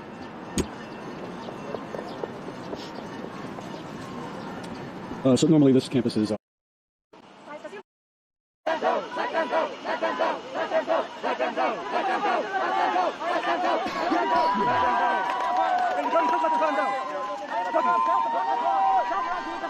No more characters. Let them go. Let them go.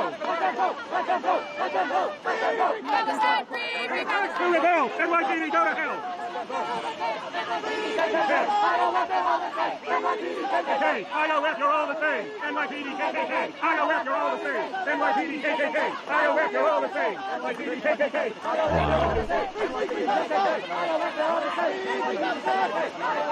I cannot believe how many people are being arrested right now for free speech on a college campus. Students, for that matter. If this was happening to Republican students for whatever reason right now, holy fuck.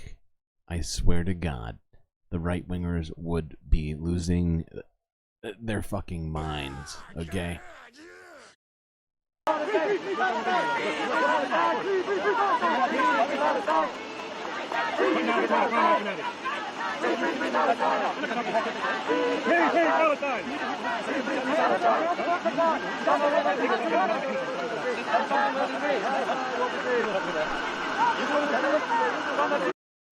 Like, if these people weren't protesting against war, instead they were protesting against, I don't know, gender-neutral bathrooms or not enough praying in class or something. Holy fucking shit, I swear to God they would be up in arms over this right now. Seeing students getting arrested for free speech on campus.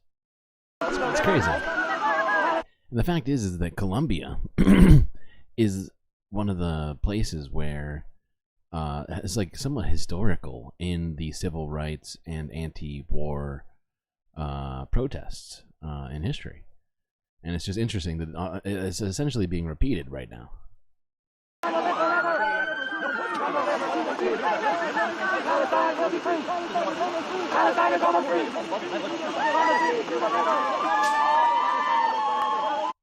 You know what, chat? I'm gonna give you a free Jessica. It's been a hard week, and you're so close. You're gonna get to 30 anyways. I believe in you. So it's just gonna be a preemptive Jessica.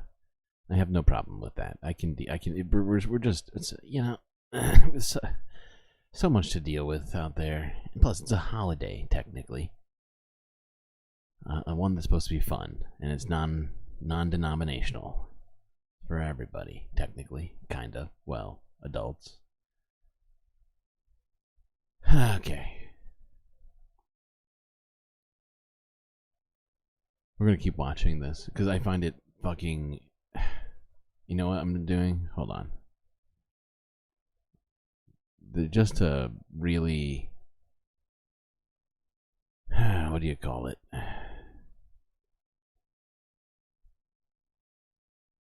I just think that it should be like this. We should do it this way.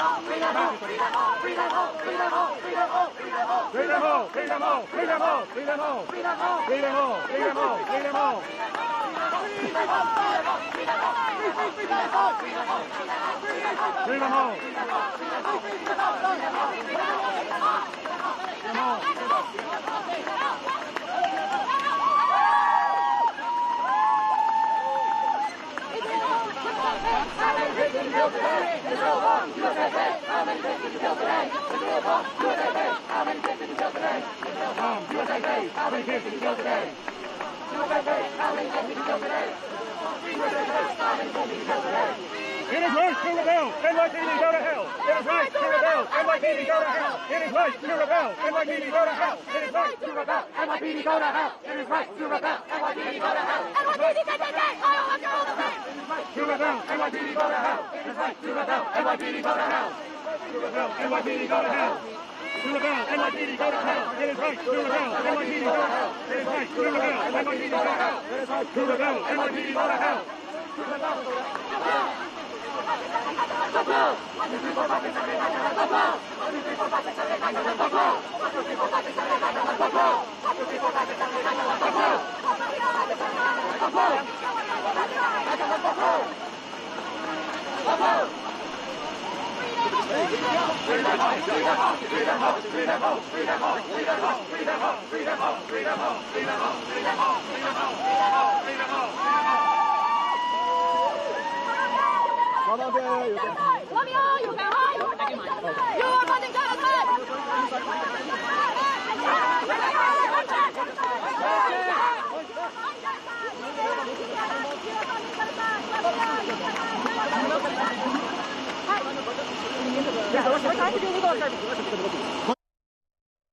Okay, gonna move this forward a little bit.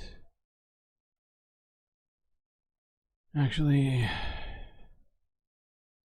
no, we have more to look at. This is from Eyewitness News, ABC 7, New York, from 2 hours ago, where pro-Palestinian protest at Columbia University is growing in size, even after the mass arrest.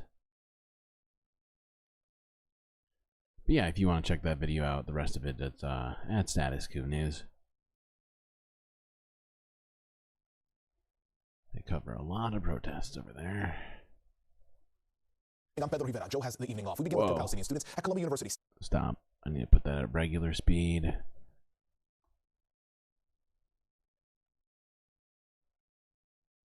Oopsies. Whoa, did I just do that? Dang it. My bad. My bad. Hey, what the heck? Playback speed, please. Normal.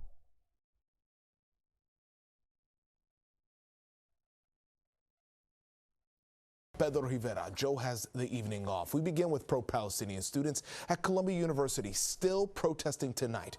At least 113 people were arrested in the protests, which started earlier this week, most for trespassing and disorderly conduct. Students are protesting Israeli military action in Gaza and demanding the school divest from companies who are involved with Israel. Eyewitness News reporter Anthony Carlo talked to students. He joins us from Morningside Heights with more. Anthony. Well, Pedro, that's right. We're right outside of Columbia University, and this protest certainly not losing any steam. In fact, we're watching the crowds outside grow bigger right before our eyes. A marching band just joined in here on the action, and anytime a car passes by and the driver inside supports the cause, well, they send out a honk, and that really riles up this crowd, who again has been very persistent. And only a gated fence separates the crowd outside from some of the students inside chanting in unison. Some of the chanting we're hearing, hands off the Middle East, Palestine will be free, and those chants also include some choice words for the university's president Manouch Shafiq and those who support Israel. Some of the signs people are holding read, "End all U.S. aid to Israel, end the genocide now." The protest outside in stark contrast to what's going on inside on the campus lawn. A much quieter scene. Hundreds of students remain camped out with sleeping bags and umbrellas. The Gaza Solidarity encampment was cleared out on Thursday. The university called police in because it said students were violating school rules and creating a harassing environment. More than 100 arrests were made, but that didn't stop students Look at how from many coming kids right are out back there right and now. rebuilding their demonstration. Students. We went inside today and we talked with them. They say they're Really going to not stay kids, there they're for as long as it technically takes for young their demands to adults. be met. Sorry. Number one on that list, that Columbia University divests from any financial entanglements with companies they say are supporting genocide in Gaza. Right. Just the amount of racism and harassment that we've gotten is very frustrating, but we realize that this is nothing compared to what people in Palestine are dealing with. People in Gaza, they are starving. They have lost everything. Their homes and their apartments have been bombed. So we feel like we have a moral obligation to continue doing what is right and speaking up for the Palestinian people. And right now, this is another live look here at just how many people. There are dozens outside of Columbia University held on the sidewalk here on Broadway by those barricades. There are police officers here, far fewer than what we've seen earlier this week. Remember, this has been going on for days, but there are also a number of other pro-Palestine demonstrations scheduled for today. People who are joining in solidarity with what many of the Columbia students are doing here. Just moments ago, we did see one gentleman across the street tie an Israeli flag to a barricade directly across the street, but no counter-protesters in sight right now. Of course there's no counter-protesters. I think most people are too ashamed to go out and support genocide. Minus a few choice individuals. Okay. Are we talking about what Jessica was? What her job was? If she was a mystery writer? I believe Mo. No, I'm pretty sure she's been watching YouTube vids of Jessica Fletcher lately. Okay. What's next? Yeah. Okay. Let's look at this one from 12 hours ago. Iraq investigates deadly blast at base housing pro-Iran armed groups. U.S. denies involvement.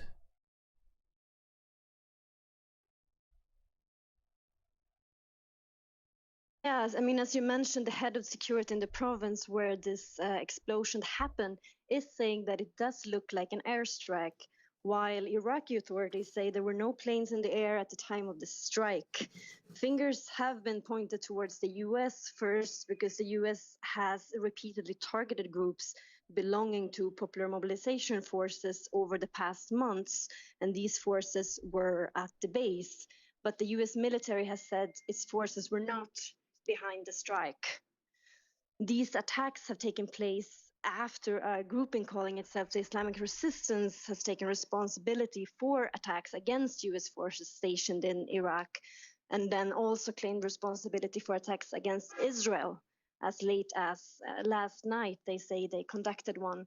But everything is still very unclear around this explosion about 50 kilometers south of Baghdad.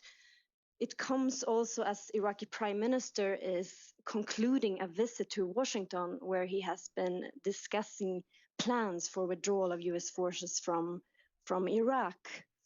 That's the first time I'm hearing of this meeting between Iraq and American officials.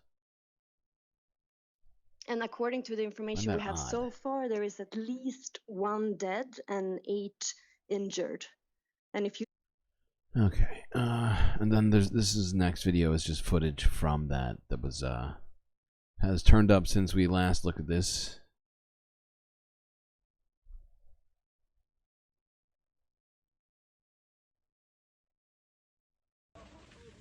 ما وقع صاروخ اكثر منكم من المقر مال العصاب وقع هنا لا حد يطب لا حد يطب بجنود يا ولد اصحح بيكم يا ولد يا ولد الله شوف اخوك شي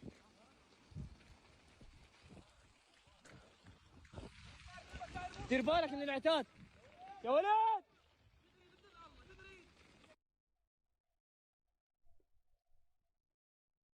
Wait, she is a lawyer? I'm confused now. She's a lawyer and a mystery writer? I'm very confused. I feel like I need to look it up now. But yeah, if you're somehow just tuning in right now, at this moment, we were just looking at footage here of the Israeli strike on Iraq, which happened after its small-scale strike on Iran.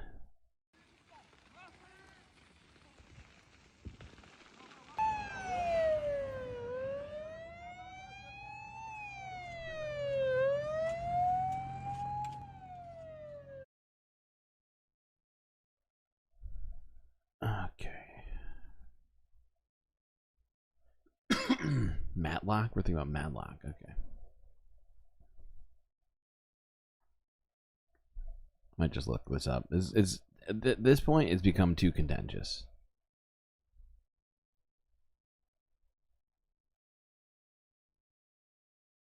Okay, so according to Wikipedia, she was both a mystery writer and an amateur detective.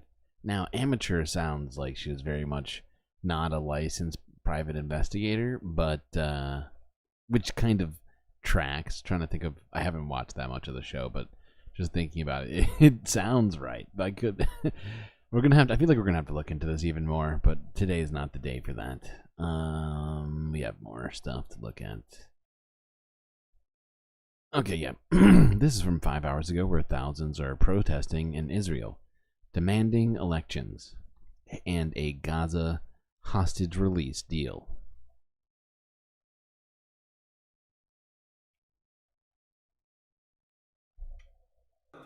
פגשתי את החיילים והחיילות של הדור שלנו.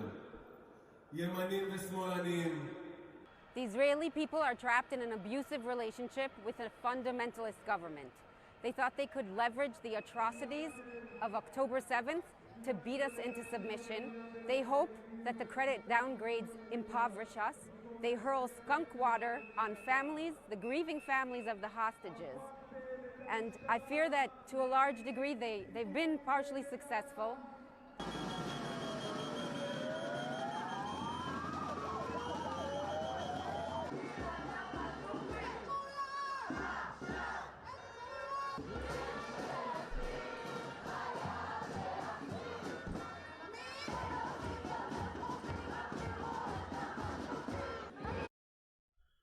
Now, as we've talked about before, many Israelis, not all, but many, majority are, at least according to polls,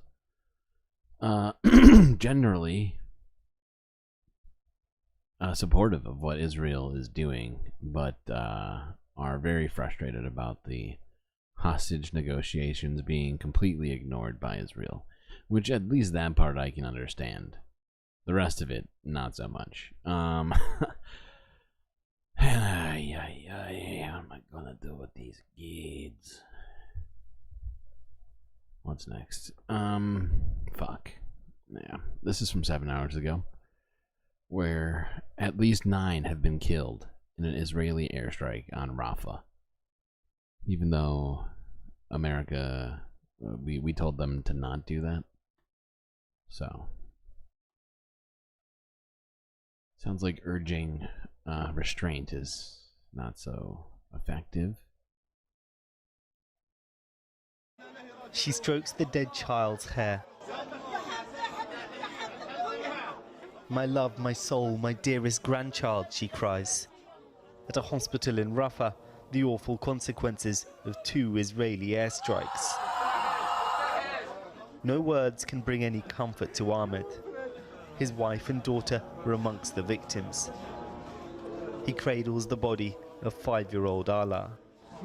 I don't want to say anything to the world or to anyone because this is an unjust world.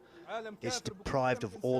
What did I say that was ageist? Me? I said ageist things. I don't recall that happening. I'm a little offended by that. Where did this come from? Huh? Where? Human values and morals. It only understands the language of power. Rafah, on Gaza's southernmost edge, is where so many Oh, no, never mind, I get it now.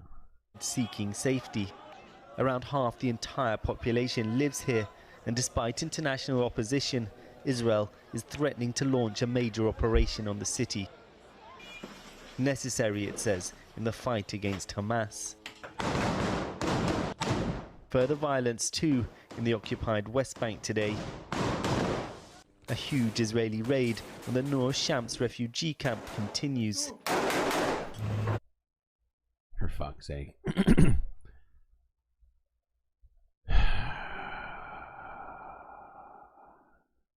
And Channel 4 has not been very good in their coverage.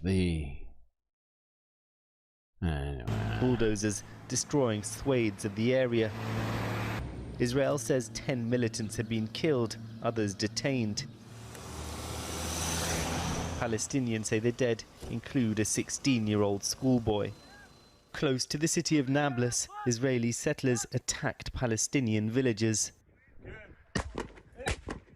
An ambulance driver, who then arrived at the scene, was shot dead, according to local officials. We went to help the injured people, says this paramedic, and the settlers shot the ambulance. Behind him, grief and panic. Elsewhere in the region, a blast overnight at an Iraqi military base, host to fighters backed by Iran.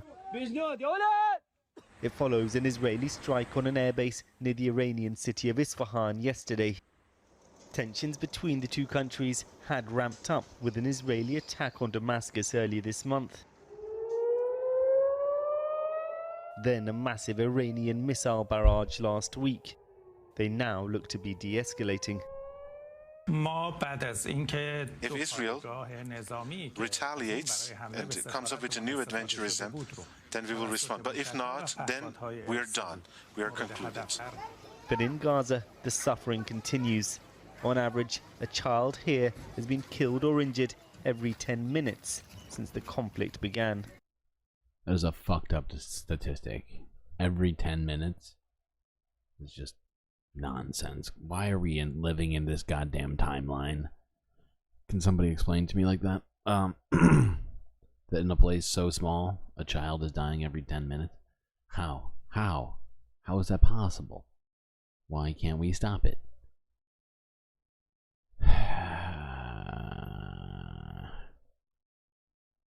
Okay, moving along. Let's watch a part of this. This is technically a Piers Morgan clip from Middle East Eye, where Mohammed Marandi explained why Iran opposes Israel.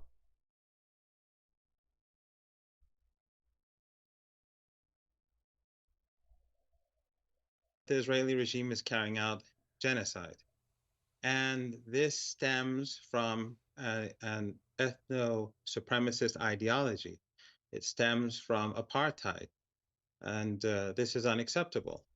And the people who lived on that land, they have been expelled. The people in Gaza, they live in a concentration camp, now a death camp. And the West has brought about this situation. Whatever crimes that they've committed against Jews and Gypsies and Slavs, they have to pay for it themselves. They can't take it out on the Palestinian people. So the Iranians, along with almost everyone else in the world, except for some people in your part of the world, believe that the apartheid regime has to come to an end. And by coming to an end, it means that all people of that land have to be able to live as equal human beings. I know that sounds very crazy, but ethno-supremacism isn't a good thing. But the position of the Iranian regime is that Israel shouldn't exist, right? Well, the position of the British regime is that Israel as an apartheid state should continue to exist. The position of the American regime is that Israel is... If you could, look, that wasn't the question I asked you, but is the position of Iran's regime... I'm answering. That is, yeah, but what is the answer to that question? I'm getting there. The position of the American regime is that apartheid should continue. Iran's position on South Africa had the same gap. There was the same gap back then when the British and the Americans supported apartheid in South Africa and racial supremacism in the South African region, Zimbabwe today, and so on. Back then, Iran was supporting the indigenous population. Back then, Iran supported the ANC. Back then, Iran supported the military wing of the ANC and Nelson Mandela. But we're not talking about South Africa. I'm talking about what is Iran's regime's current position in relation to Israel? The Iranians believe that Israel does not have moral legitimacy as an apartheid regime. And the only way that it can gain legitimacy is that if apartheid is cast aside, if ethno-supremacism is cast aside, if racial and religious discrimination in the sense that Muslims and Christians are lesser human beings and they don't have any right to the land that they've been on for hundreds of years, that should be set aside. People who have been expelled have the right of return. It's not very complicated. It's not, as you say, rocket science.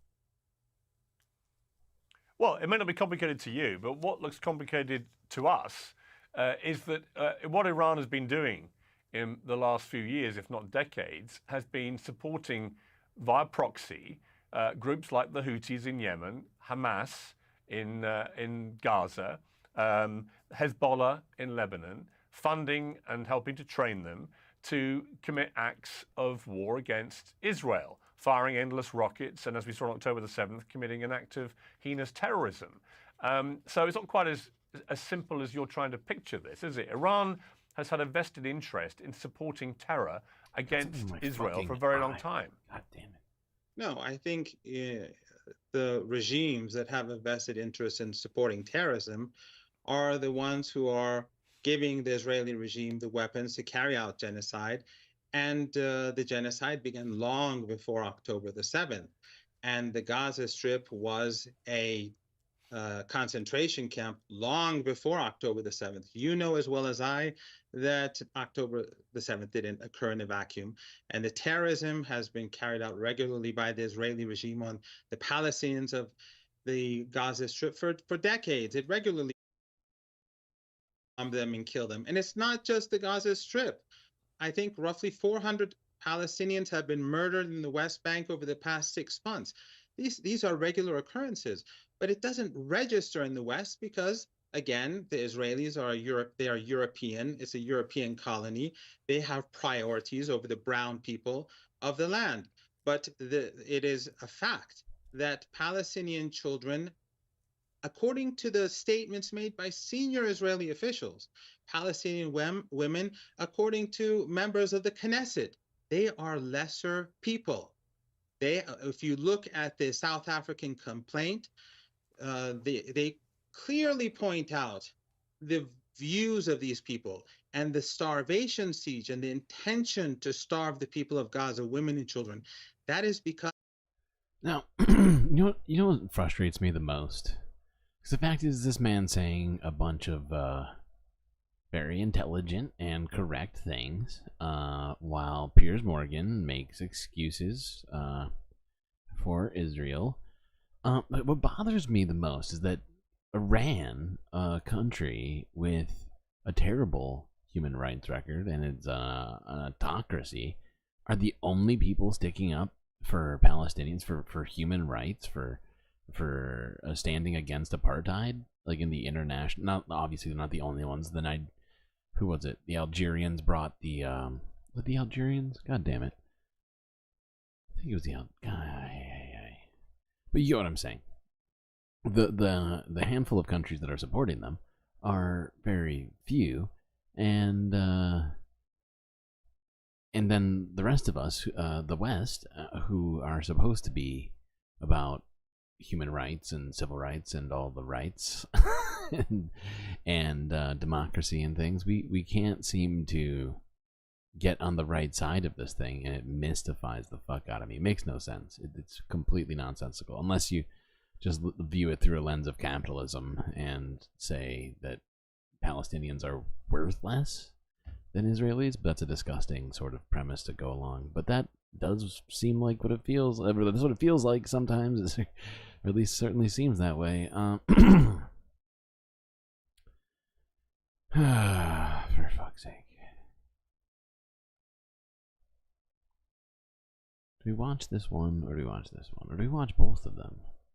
Do we watch pieces of both? We could watch pieces of both. But this next one's really frustrating. I don't even want to watch it. Don't really want to watch this one. Alright, we're just going to watch this next one. This next one, though, is also very frustrating. They're both. But we're going to skip this one because it's like, there's no payoff to this. But let's watch this one from Zateo from 3 days ago, where Mehdi Hassan interviewed Ehud, how do you say his name? Ehud Olmert. Ehud? I always forget how you pronounce that one. But he is the former prime minister of Israel. He was the prime minister before Benjamin Netanyahu, and he's also been sort of floated as the potential successor to him. I think I've heard, like, I heard it a couple of times. I don't think it's very serious, but whatever. Let's just watch this. He says some pretty ridiculous things.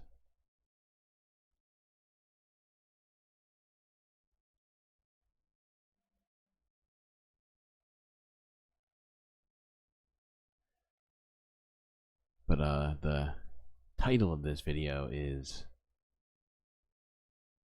"Do any of these deaths keep you up at night? Mehdi challenges ex-Israeli Prime Minister over Gaza." Thank you for coming on our first show. We've spoken a couple of times before over the past decade. I wanted to talk to you today about what's happening in Gaza on the ground, and we'll do that in a moment. But let me just start today by discussing what's happening in Israel with Benjamin Netanyahu. And I wonder, how much do you hold Netanyahu, the prime minister who once succeeded you in office, how much do you hold him responsible for what happened on October the 7th, that horrific Hamas attack on Israel and on Israeli civilians? Netanyahu is not responsible for the attack of Hamas. Hamas is a murderous organization. What they did on the 7th of October is a terrible murder, atrocious butchering, raping, beheading innocent civilians inside the state of Israel, in the living rooms, in the bedrooms, in the safe rooms where they live outside of Gaza. So they are completely responsible for everything that happened. If you want to ask me whether the... Wow. Everything. Hamas is responsible for everything. no responsibility on Israel. This guy is not better than Benjamin Netanyahu. And I think I heard a few very pro-Israeli pundits say that he'd be a good replacement. Fuck that. Policy of the Prime Minister of Israel that preceded these events was responsible. Actually, I'm going to pause this. I'll be right back, chat.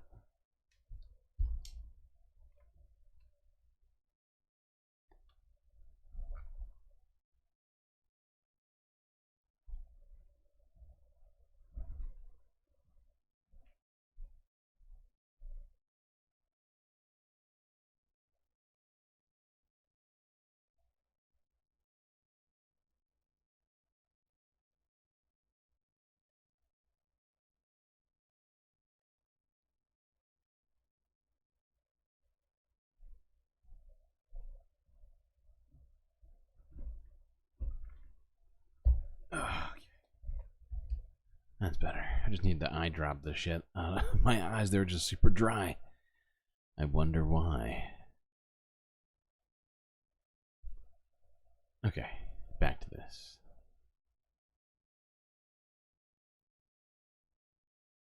Was acceptable. That's a different question. Do you believe Netanyahu? Do you believe Netanyahu deliberately propped up Hamas in Gaza all these years, funneling cash from Qatar to Hamas as a way of undermining and dividing the Palestinians and cynically preventing a two-state solution from emerging? Yes. You are repeating what I've been saying for a long time, long before the October 7th. From day one, Netanyahu downgraded the Palestinian Authority and almost inevitably upgraded the Hamas. The fact is that Netanyahu, as I say time and again, many years before October 7th, he released more than 1,000 Hamas murderers, on top of them Yahya Sinwar, who turned out to become afterwards the leader of Hamas and the commander of the atrocious operation which was committed on the 7th of October. So there is no doubt about the priorities that Netanyahu had for all these years. To say that Netanyahu ever dreamed that one day Yahya Sinwar, instead of cooperating with him as he probably planned or hoped, will do what he did on the 7th of October, that's too much. But I certainly hold him responsible for the fact that the Palestinian Authority was downgraded, that there were intentionally in purpose, no serious... That is maybe, I think, one of the only real admissions that he makes of the government. And really, it just feels like he's blaming Benjamin Netanyahu. But I wouldn't put it past him doing probably the same shit. Negotiations, not if he had been in power. Like, I could be wrong, but genuine effort by the Israeli government to embark on meaningful negotiations for a two-state solution. It's absolutely what I have been saying all these years. As a former Israeli Prime Minister who infamously went to prison over bribery and obstruction of justice charges, I wonder, how much do you think this war is being dragged out by Netanyahu, who's trying to avoid prison over his own ongoing corruption trial? I don't know what does it have to do with my background, which I never recognized or never accepted. But that's not our agenda now. Okay. Netanyahu certainly trying to protect himself and has been trying for many years, long before he was indicted. Okay, he preferred the cooperation with the more right-wing extremists, messianic groups in Israel, and therefore, long before he was ever indicted, he was against the Palestinian state. Now, if you're unfamiliar, the messianic groups that he's referring to are a sect of Judaism that believes that Jesus is actually the Messiah. It's a very interesting religion. Yes, he was. But because of that, they're very much into the whole Zionist project, if you can't imagine. In favor of the elements which were fighting inside Israel against any possible political momentum with the Palestinians. And some of those messianic groups are represented in government by people like Bezalel Smotrich, the finance minister, Itmar Ben-Gvir, the national security minister. Admiral Ami Ayalon, former head of Shin Bet, recently called them terrorists. Do you agree with that description? How would you describe these coalition members of Netanyahu? Well, Ben-Gvir was convicted maybe 9 times on terrorist charges. So I think it will be more or less accurate to say that he is a terrorist on the basis of his own convictions. And both of them represent a very, not a big part of the Israeli society, but strong enough to have an enormous influence now in the policy of the government. They are in favor of integrating all of the territories of the West Bank, and they have spelled it out to be part of the state of Israel, and if possible also to get rid of as many Palestinians on the West Bank as possible, and if they can steer some confrontations with the Israeli Arabs, even better. But when you ask me all of this, Mehdi, I think it's very important that I should remind the people that are watching us now that in the end of 2008, beginning of 2009, I presented President Abbas, the president of the Palestinian Authority, with a comprehensive peace plan that was part of which, of course, the essential part of which was the creation of a Palestinian state on the basis of the 67 borders, with the Arab part of Jerusalem as the capital of the Palestinian state, with the Holy Basin of Jerusalem. Yes. Is not under, just a minute, let me please finish, not under the Israeli sovereignty, not under any sovereignty, but under the trusteeship of 5 nations, Saudi Arabia, Jordan, Palestine, Israel. All these different religious sects uniting in solidarity. Yeah, it's kind of gross. It's pretty fucking gross. America under the auspices of the United Nations. And the fact is like,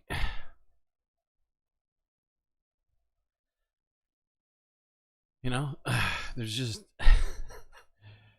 there's too much religious war and conflict and killing and hatred going on in this world. It just needs to stop, you know?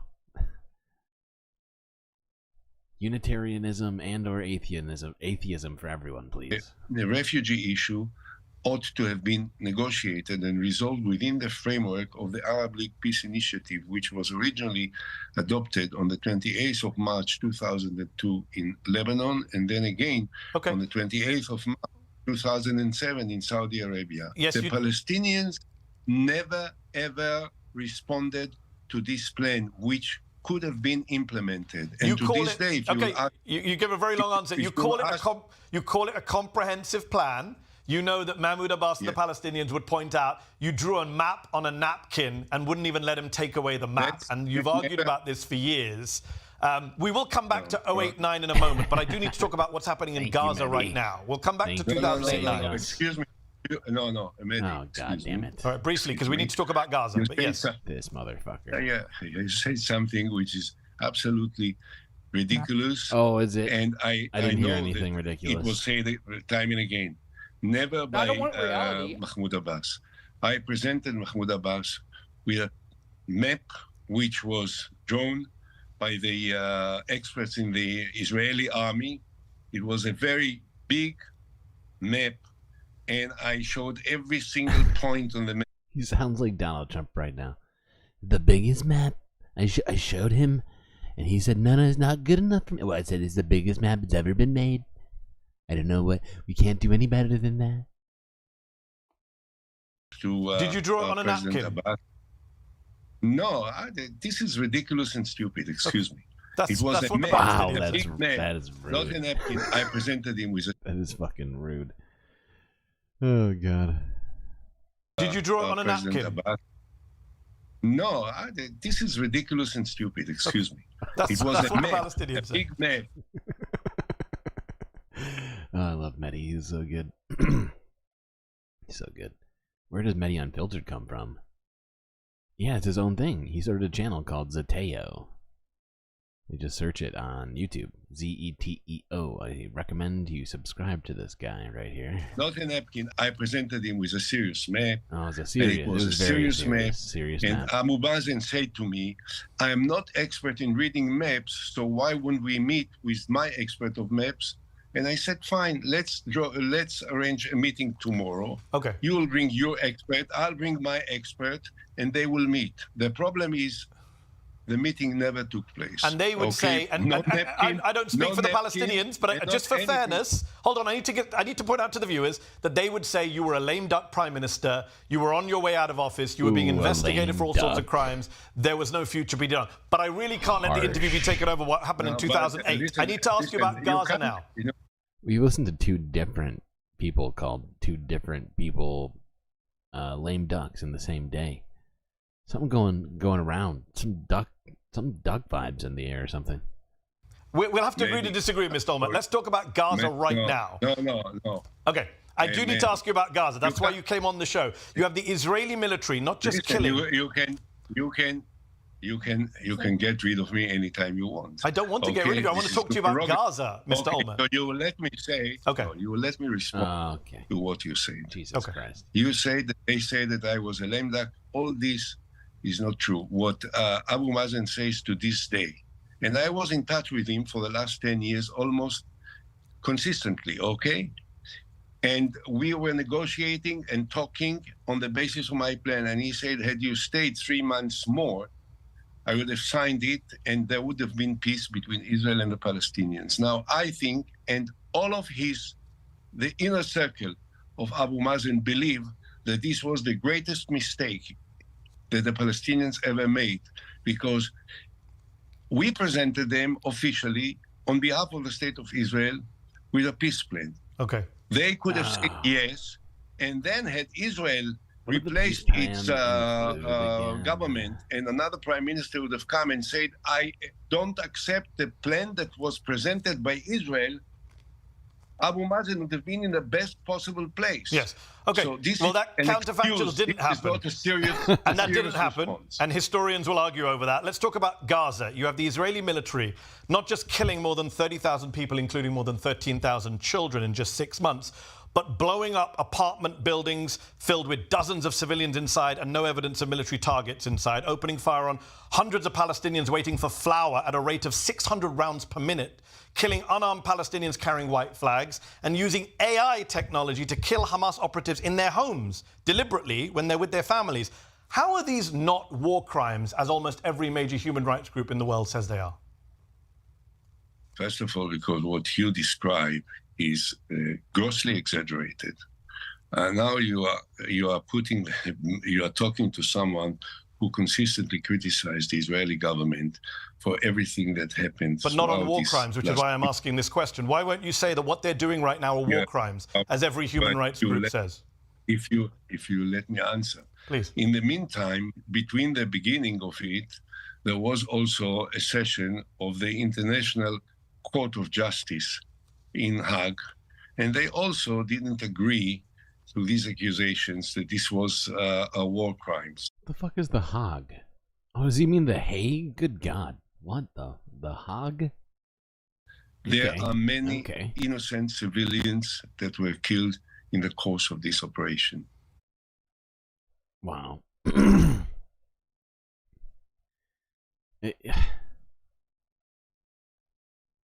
All right, I'm going to say something controversial. Maybe. But can we be real?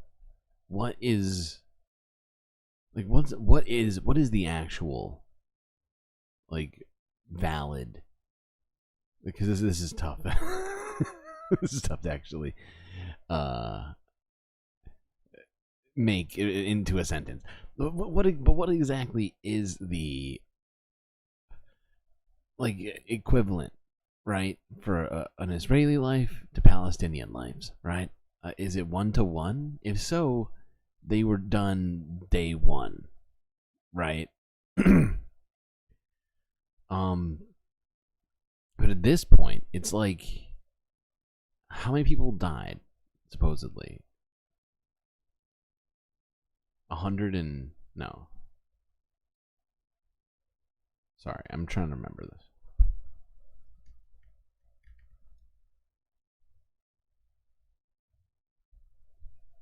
No, more than that, sorry. 1,200. So right now it's 3-to-1. No, sorry, 30, it's like 30-to-1, almost. Like, how is this guy still here talking about that right now? As if it's somehow a justification for anything Israel's been doing for the last 6 months. There's no question about it. And the last one to deny it. And this is very bad and very sad and totally unacceptable. I asked, and I still ask, all the world leaders, the President of America, Prime Minister of England, Rishi Sunak, the Chancellor of Germany, Mr. Scholz, the President of France, Macron, when they said, and they came to Israel and they went to the... When do we count from? Come on, pitchforks. You know when history started. It started on October 7th. We can't count from any other time. Especially when we're talking to a guy like Ehud Olmert, okay? This dude literally is Hasbro. Part of the state of Israel to see in their own eyes the terrible, atrocious activities that were perpetrated by Hamas. They said Israel should act, Israel has a right to act, and to this day, none of them said Israel should stop its military operation. Okay. Now, do you think that... I really don't, with respect, I don't care what Rishi Sunak says. Mr. Olmert, I'm asking about human rights groups pointing to atrocities which are war crimes. Yeah. Is it okay for Israeli soldiers to kill... Is it okay for Israeli soldiers to kill Palestinians carrying white flags, which is what they've done on multiple occasions? Yes or no? You know that in the course of some military action, the Israeli forces killed Israeli of the hostages that were walking with a white I forgot about that. flag. I forgot that he says this during this interview. I can't believe he admits to this during this interview. It's shocking.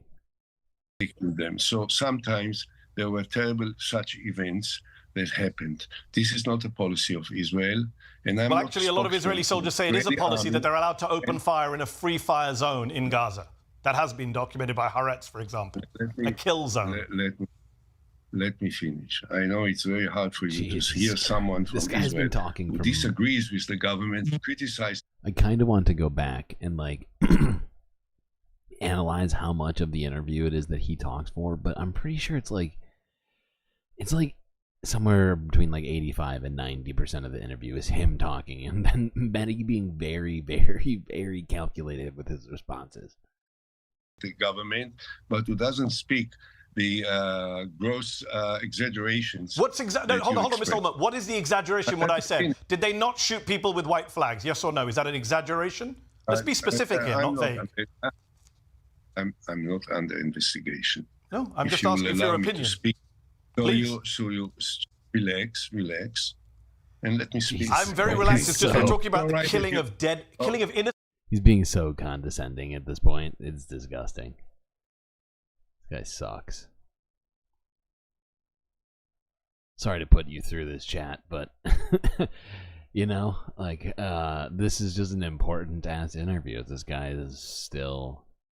He's a former prime minister of Israel. He has been floated as a potential replacement for Benjamin Netanyahu. So it sucks, but what he has to say is important in a very twisted way. Civilians, which you are dismissing as exaggerations. It's not a good look for you, Mr. Olmert, to dismiss the killing of a grandmother whose 4-year-old grandchild was carrying a white flag. She's gunned down by an Israeli sniper. Is that a war crime? A war crime is entering in. Yeah, no. He's been dancing around the questions like he's Fred Astaire. 100%. Yeah. Fred Astaire, Bing Crosby. I'm trying to think of who else is a great dancer right now that was in that era. To the house of a classmate of mine in Be'eri kibbutz. I visited her home today, and killing her husband and killing her neighbors. I've seen the pictures, I've seen the bodies. Now, nothing of this is perpetrated by the state of Israel. I agree, and I am very unhappy about the killing of innocent civilians in Gaza in the course of the Israeli operations against murders that are buried, that are hiding the underground hospitals and private homes. The most tactical OKs from Mehdi, I swear to God. And they think that the human shield will somehow defend them. It doesn't work this way in wars. It's terrible. It's a nice use of human shield. So, Mr. Ullman, here's the difference between. Okay, here's the difference between me and you. I give you condolences for your loss, and I say what Hamas did on October 7th were war crimes. But I'll also say when Israel does it, it's a war crime. I'm not blindly partisan, as you seem to be. You're unwilling to say that when Israel enters a home, and by the way, we know from 9/7/2 this week that rockets are sent into Palestinian homes by AI systems that wait for the militant to get home to be with their wife and kids and then kill them all together. That's a policy of Israel, Ehud Olmert, and that is a war crime. This is the propaganda of the organization. It's an Israeli media. Sorry, it's an Israeli media report from 9/7/2. It hasn't been denied by the Israeli military. It's not propaganda. It's from your press.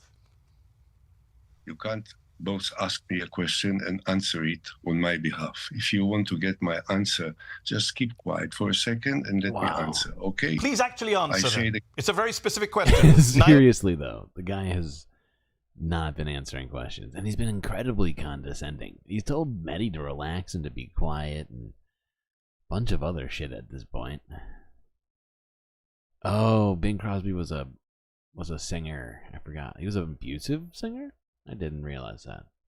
Honestly, it's kind of out of my era. I was just trying to think of another reference that linked up with Fred Astaire. Like that was. I think everybody here should probably realize that that's way before my time. So far before my time. My mother just loved those movies, so. To have reported that rockets going into a house and killing people in their houses. You said we don't kill people in their houses. That is not true, Mr. Olmert. You let me finish? Yes. What I start to say. Thank you. Jesus Christ. As I said, Israel is not entering into innocent houses for. When he says, "You'll let me finish," he sounds like a little fucking kid. Oh, but you'll let me finish, Mehdi, because I'm trying to say stuff that's wrong. Alright, sorry. Yeah. Purpose of killing the innocent civilians that live there. In many of the houses where the Israeli soldiers were entering, there were weapons, there were bombs, there were rockets, and there were killers that were hiding. And the only purpose of entering into those places was to reach out for the killers that perpetrated their atrocities against Israeli civilians. And while blaming me, I've been criticizing the Israeli government, and I have supported every possible effort in order to bring the humanitarian supply to help the civilians in Gaza, which were suffering as a result of the war, which started by them, by their people, by their leaders, by the Hamas killers and murderers in Gaza. Well, unfortunately, the war existed before October 7th. Mr. Olmert, you keep talking in vague terms. I want to ask. I don't want reality. Excuse me. You deny that the events in the 7th of October started with a terrible, atrocious activities and murders by the Hamas. Let me answer your question. You asked me a question. I think that what Hamas. I'm answering your question. I think what Hamas did on October the 7th was atrocious war crime. I've already said I'm the only one of the two of us who's willing to condemn all war crimes by Hamas and by Israel. But I want to ask a specific question. You said we don't. Hold on. Let me ask a question. I just want to do it in facts, Mr. Olmert. No. Human Rights Watch. Mr. Olmert, I want to ask a question, then you answer. The pattern of our meeting. No. I don't want reality. You just gave a very long answer, and you said Israel does not go into innocent homes. I want to give you a fact. Human Rights Watch says an Israeli airstrike on a 6-story apartment building sheltering hundreds of people in Gaza on October the 31st is an apparent war crime. The attack killed 106 civilians, including 54 children. Human Rights Watch found no evidence of a military target in the vicinity of the building at the time of the Israeli attack. Israeli authorities have provided no justification for the attack. That's Human Rights Watch, which condemned Hamas on October the 7th, and they're condemning Israel on October the 31st. Why can't you condemn Israel and Hamas? Why only Hamas? Thank you for the question. The difference between you and me, or between the Hamas and the State of Israel, is that whatever Israel is doing was examined carefully by completely independent International Court of Justice in Hague in a very long session for a few days, and everything was examined, and they didn't come up with the conclusion that you now spell out. Are you kidding me? They said it's a plausible genocide. Seriously. And on like the first day when it was declared, we on the stream, we picked that apart. We analyzed what the definition of plausible means, and it means fucking probable. The definition of plausible is probable. It's a probable genocide. Probably genociding people right now, probably. You know, it's as close to saying it's a genocide without having physically gone to the place to get the evidence that they're supposed to have to make the actual declaration of actual genocide. It's such a small fraction between the two, and this guy's trying to act. He's trying to do like the Trump thing, where it's like, you know, I did everything right, and they indicted me. but like where he, I'm trying to think. There was a couple times where, like, he got like acquitted of certain aspects of cases, but the entire thing wasn't thrown out. But then he'd claim that somehow he was completely what do you call it? Completely innocent, even though the trial wasn't done. Or like back during, what was it called? Oh shit, was it the Comey investigation? And he was saying that he was completely acquitted, even though that's not what the actual report said when it came out. That's basically what this guy sounds like right now. The Court of Justice suggested that the genocide in Gaza is a plausible case for a genocide in Gaza. That's something you're proud of, your country to be held in that light? You can repeat the question time and again and not listen to my answer. I said that the International Court of Justice did not come to the conclusion that you are trying to voice time and again as if it will make it a truth by just you saying it and spelling it. What I say is that if there is an excessive use of power that affects innocent civilians in Gaza, I'm ashamed. He's really projecting there. I mean, come on, Chad. he's clearly the one in this interview that's trying to make things real by saying them. Mehdi's just asking genuine questions and making sure he doesn't say completely false things without responding to them. And I apologize for it.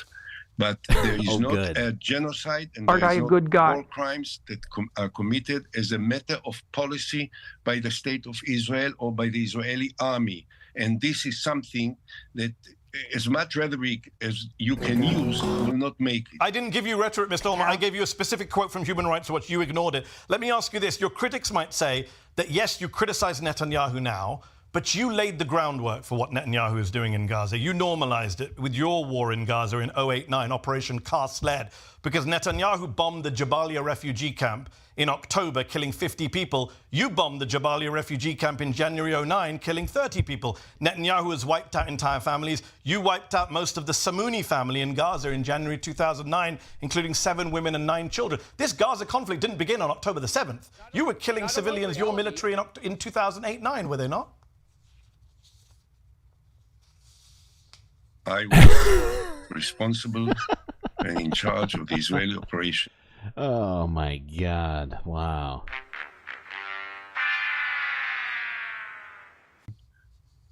In December and January 2008 and 2009. And I am not going to apologize for it. Oh, he's Israel not pulled gonna out completely apologize from for it. Gaza in 2005. Our guy is a good and I guy. was one of the major forces that brought about this Israeli disengagement from Gaza. And from day one, the Hamas was shooting rockets against Israel. This is as far as I got the last time, and I'm genuinely at the point of being almost stopping it. But no, we're gonna watch the rest of it together. I could not even finish it on my own, but thankfully I have you here, chat, to help me through this. Go web go. When Israel was completely outside of Gaza and killed many people and shoot at all of the townships across the border into the cities, into the townships. That's not quite true, Mr. Olmert. There was a 6-month ceasefire. There was a ceasefire before Cast led that you broke on November the 4th. I didn't finish my reply. And when it came to a point where it was unbearable for the people living there, we had to stop Hamas, and we had to counter-offensive, to make a counter-offensive against Hamas in Gaza in order to stop the shooting of rockets. It took shooting of rockets. They were not rockets before you broke the ceasefire. Did you hear? When Mehdi responded to him, he well, that's funny. We're talking about Mehdi, and here's Midi. Good to see you, Midi. Good to see you. It is tiring watching these awful people. It's frustrating. It's draining of my life force and energy. But like, he just starts talking louder when Mehdi points out that he's what an asshole. Rockets had come down. Outside of Gaza. So sorry. Between June and November of 2008, according to Israel's own figures, there was something like a 90 to 95% reduction in rocket fire. You broke the ceasefire on November 4th when you went into Gaza. And in December of 2008, that's after you broke the ceasefire. You always say Hamas broke ceasefires. You broke the ceasefire in 2008. It started again massively with hundreds of rockets shot at Ashkelon, at Ashdod, at Beersheba, after you broke and the all the other townships of the state of Israel, while Israel was completely out. This dude's alternate history is just mind-boggling. Hold on. Let me go back a little bit. Here. This is deserved. Wait, where? There we go.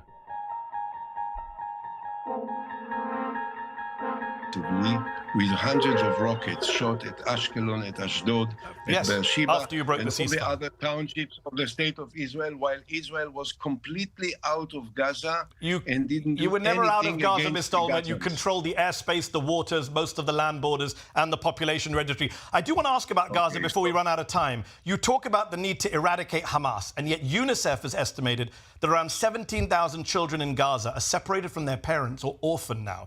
Mr. Olmert, if you were one of the thousands of children in Gaza who saw your parents blown up in front of you, or your home destroyed, or your siblings' legs amputated, wouldn't you probably end up supporting Hamas, joining Hamas, looking for vengeance?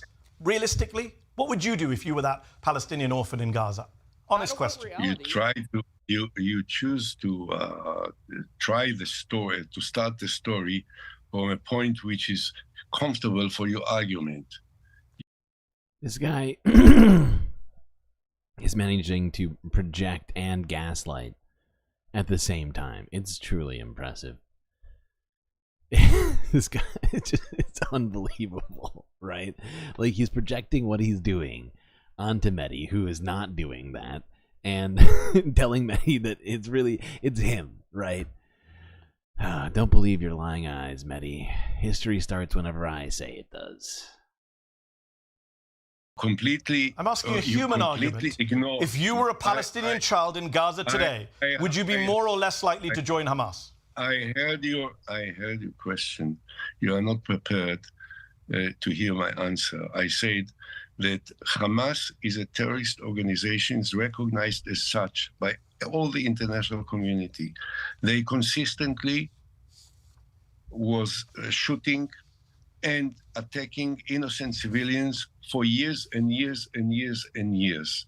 Now, if there were innocent civilians which were killed by Israel, and there were many, as I said, many, unfortunately, because Hamas is embedded in the urban center of. It's strange how the timeline starts and stops, though, right? Like history starts here, but not here, and then there's like a gap, like, you know, sometimes, and then it starts again, right? And it's very confusing to me. Thankfully, we have Bacula here to at least kind of help me get my brain around the timeline. It's just very confusing. Gaza and Khan Yunis and Rafah. Everywhere in Gaza is urban. It is inevitable that when you reach out for the leaders of Hamas, you also, unfortunately, regrettably, kill innocent civilians. This is not our policy. But are you helping Hamas in that way? Yeah, Soul Life. I don't know if you heard me say it before, but I think I mentioned it a couple of times, that this guy has been floated as being the replacement to Benjamin Netanyahu, the sensible choice, right? This guy is not better. He just wasn't in power during this time. Like the difference in their policy and their opinion on things is so slight. It's basically no daylight between the two. I'm wondering, do you think that you're helping Hamas, even unwittingly? Are you helping Hamas by creating a generation of Palestinian youth that hates Israel for killing their parents? You know, I think that Hamas is helping the Messianic groups in Israel by doing exactly what you described that is done to them, they are doing to Israelis. Understood, but you're not answering my question. If you were a Palestinian child in Gaza today, I understand your point. I'm asking you a very simple question. Refuse to look at the facts because it is not. I'm asking a personal question, Mr. Ullman. I'm asking if you could put yourself in the shoes of a Palestinian child who lost their entire family, lost their limbs, would you be more or less likely to hate Israel, more or less likely to join Hamas? It's a simple question. If you don't want to answer it, that's fine. But it's I think, you know, I'm not in a position to defend myself as a person. I've never done anything of the things that you have described. If someone is so hate as so many Palestinians by the confrontation with Israel, I would also expect that they will ask themselves whether this murderous organization was leading them into such confrontations which cause so much pain and so much events that cause so much suffering to the Palestinians. One more personal question for you before we run out of time. You say I'm making stuff up about you. Human rights groups say around 900 civilians were killed by Israel in Lebanon in 2006 on your watch, and at least 750 civilians were killed in Gaza by Israeli forces during Car-Sled in 2008-09 on your watch. Do any of those more than 1,600 civilian deaths on your watch, do they ever weigh on your conscience? Do they keep you up at night? I'll tell you what kept me open, my eyes open at night, were the hundreds of Israelis which were massacred and killed by Hezbollah in the north and by Hamas in the south. So the answer is no? None of those civilians who died on your watch that were killed by your military bother you? I never said no. I hope that the Hamas organization, as a result of the last terrible events, will disappear from the face of the earth. That's a no. Okay. Since he can't seem to figure out how to say that one syllable word, it's a no. That there will never be more atrocious attacks as they have perpetrated. Okay, we've heard enough, Chad. That's the end of the interview. Poor Mehdi Hassan having to do that for all of us. If you haven't already, go subscribe to Zateo. I know I already have. That is his new channel after having been ousted from his position at MSNBC, Peacock, whatever you want to call it. And I think it's probably better for the world that he go out on his own. Okay, what's next? What do we... Oh, okay.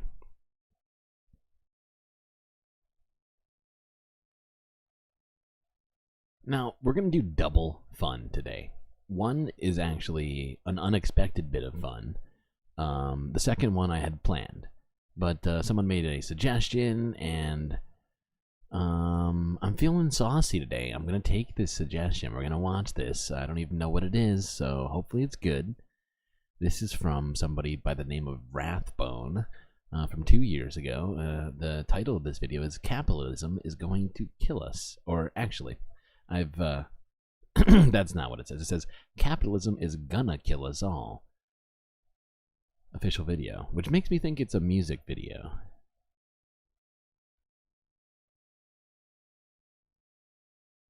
Wait, no, don't do that. Hold on.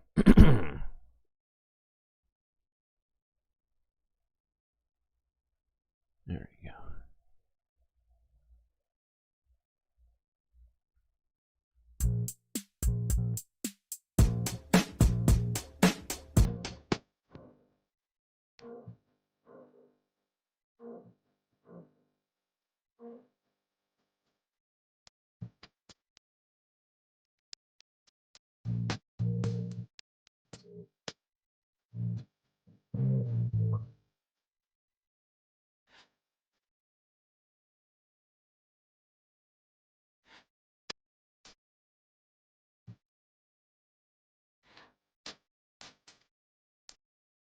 Follow the Ridgeway here.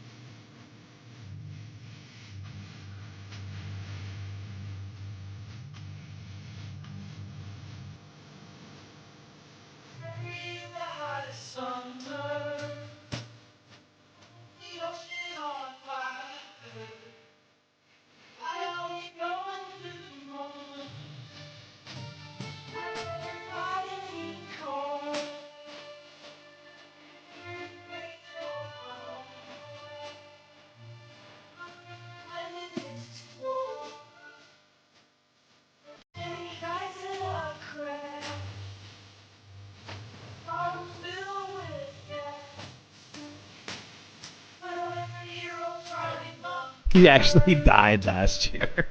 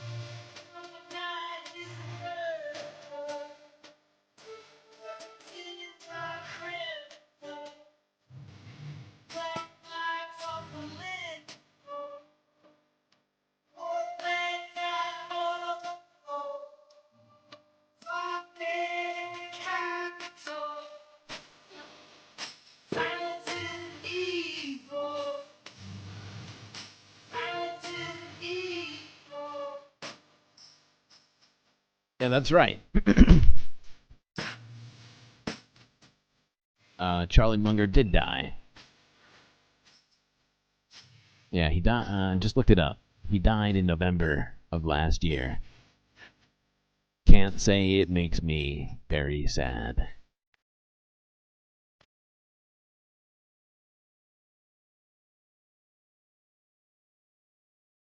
Well, cool. Thanks for the recommendation. It was AC who recommended that video, I believe.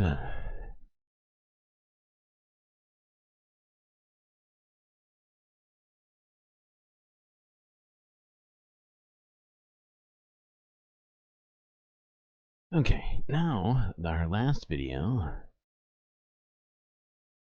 Get yourselves ready. You have made it all the way through the normal portion of this stream. This is in celebration of the day that we have been celebrating here today, aka 420. This is a clip from a classic movie called Friday.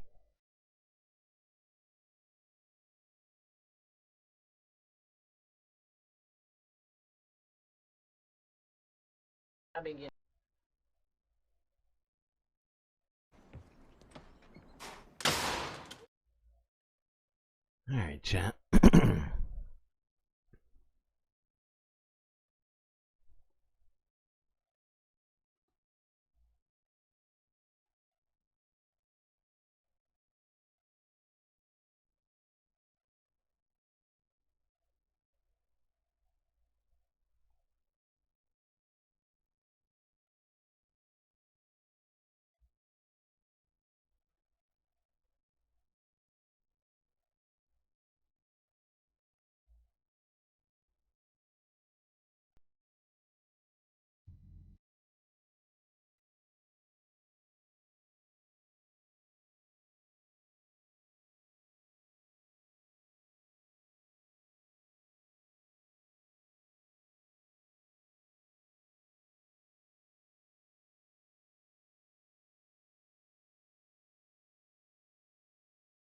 Well, that was quite the journey today.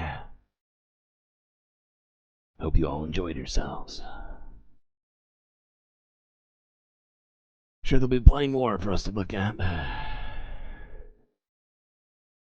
Every single fucking day after today. But that's it for me today. Till I see you next. You stay classy, Galactic Stream Nation.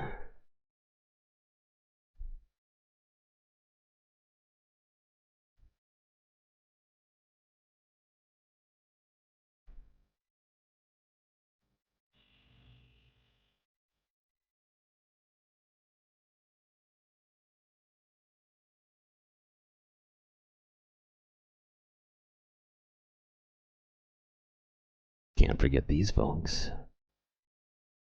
These are your Galactic producers. Gabby, Goth Dogs, Aaron W, Robot Cat, Pitchfork's Dragon, The Anti-Corporatist, and Vincent Morales. Also, while I was streaming, we got another addition to the Galactic Producer Network. Donald James X. You can be just like these individuals for just a few dollars a month and access galactic benefits seen by none other than the most fantastic individuals in the universe.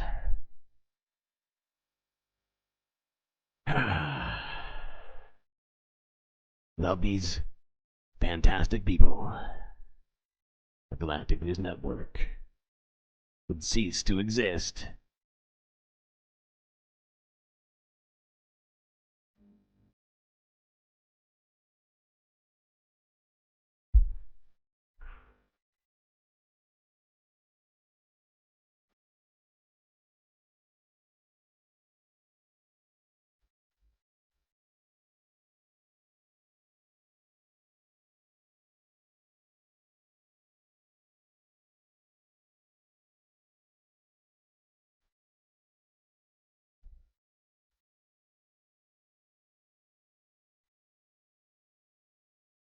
I feel like I'm taking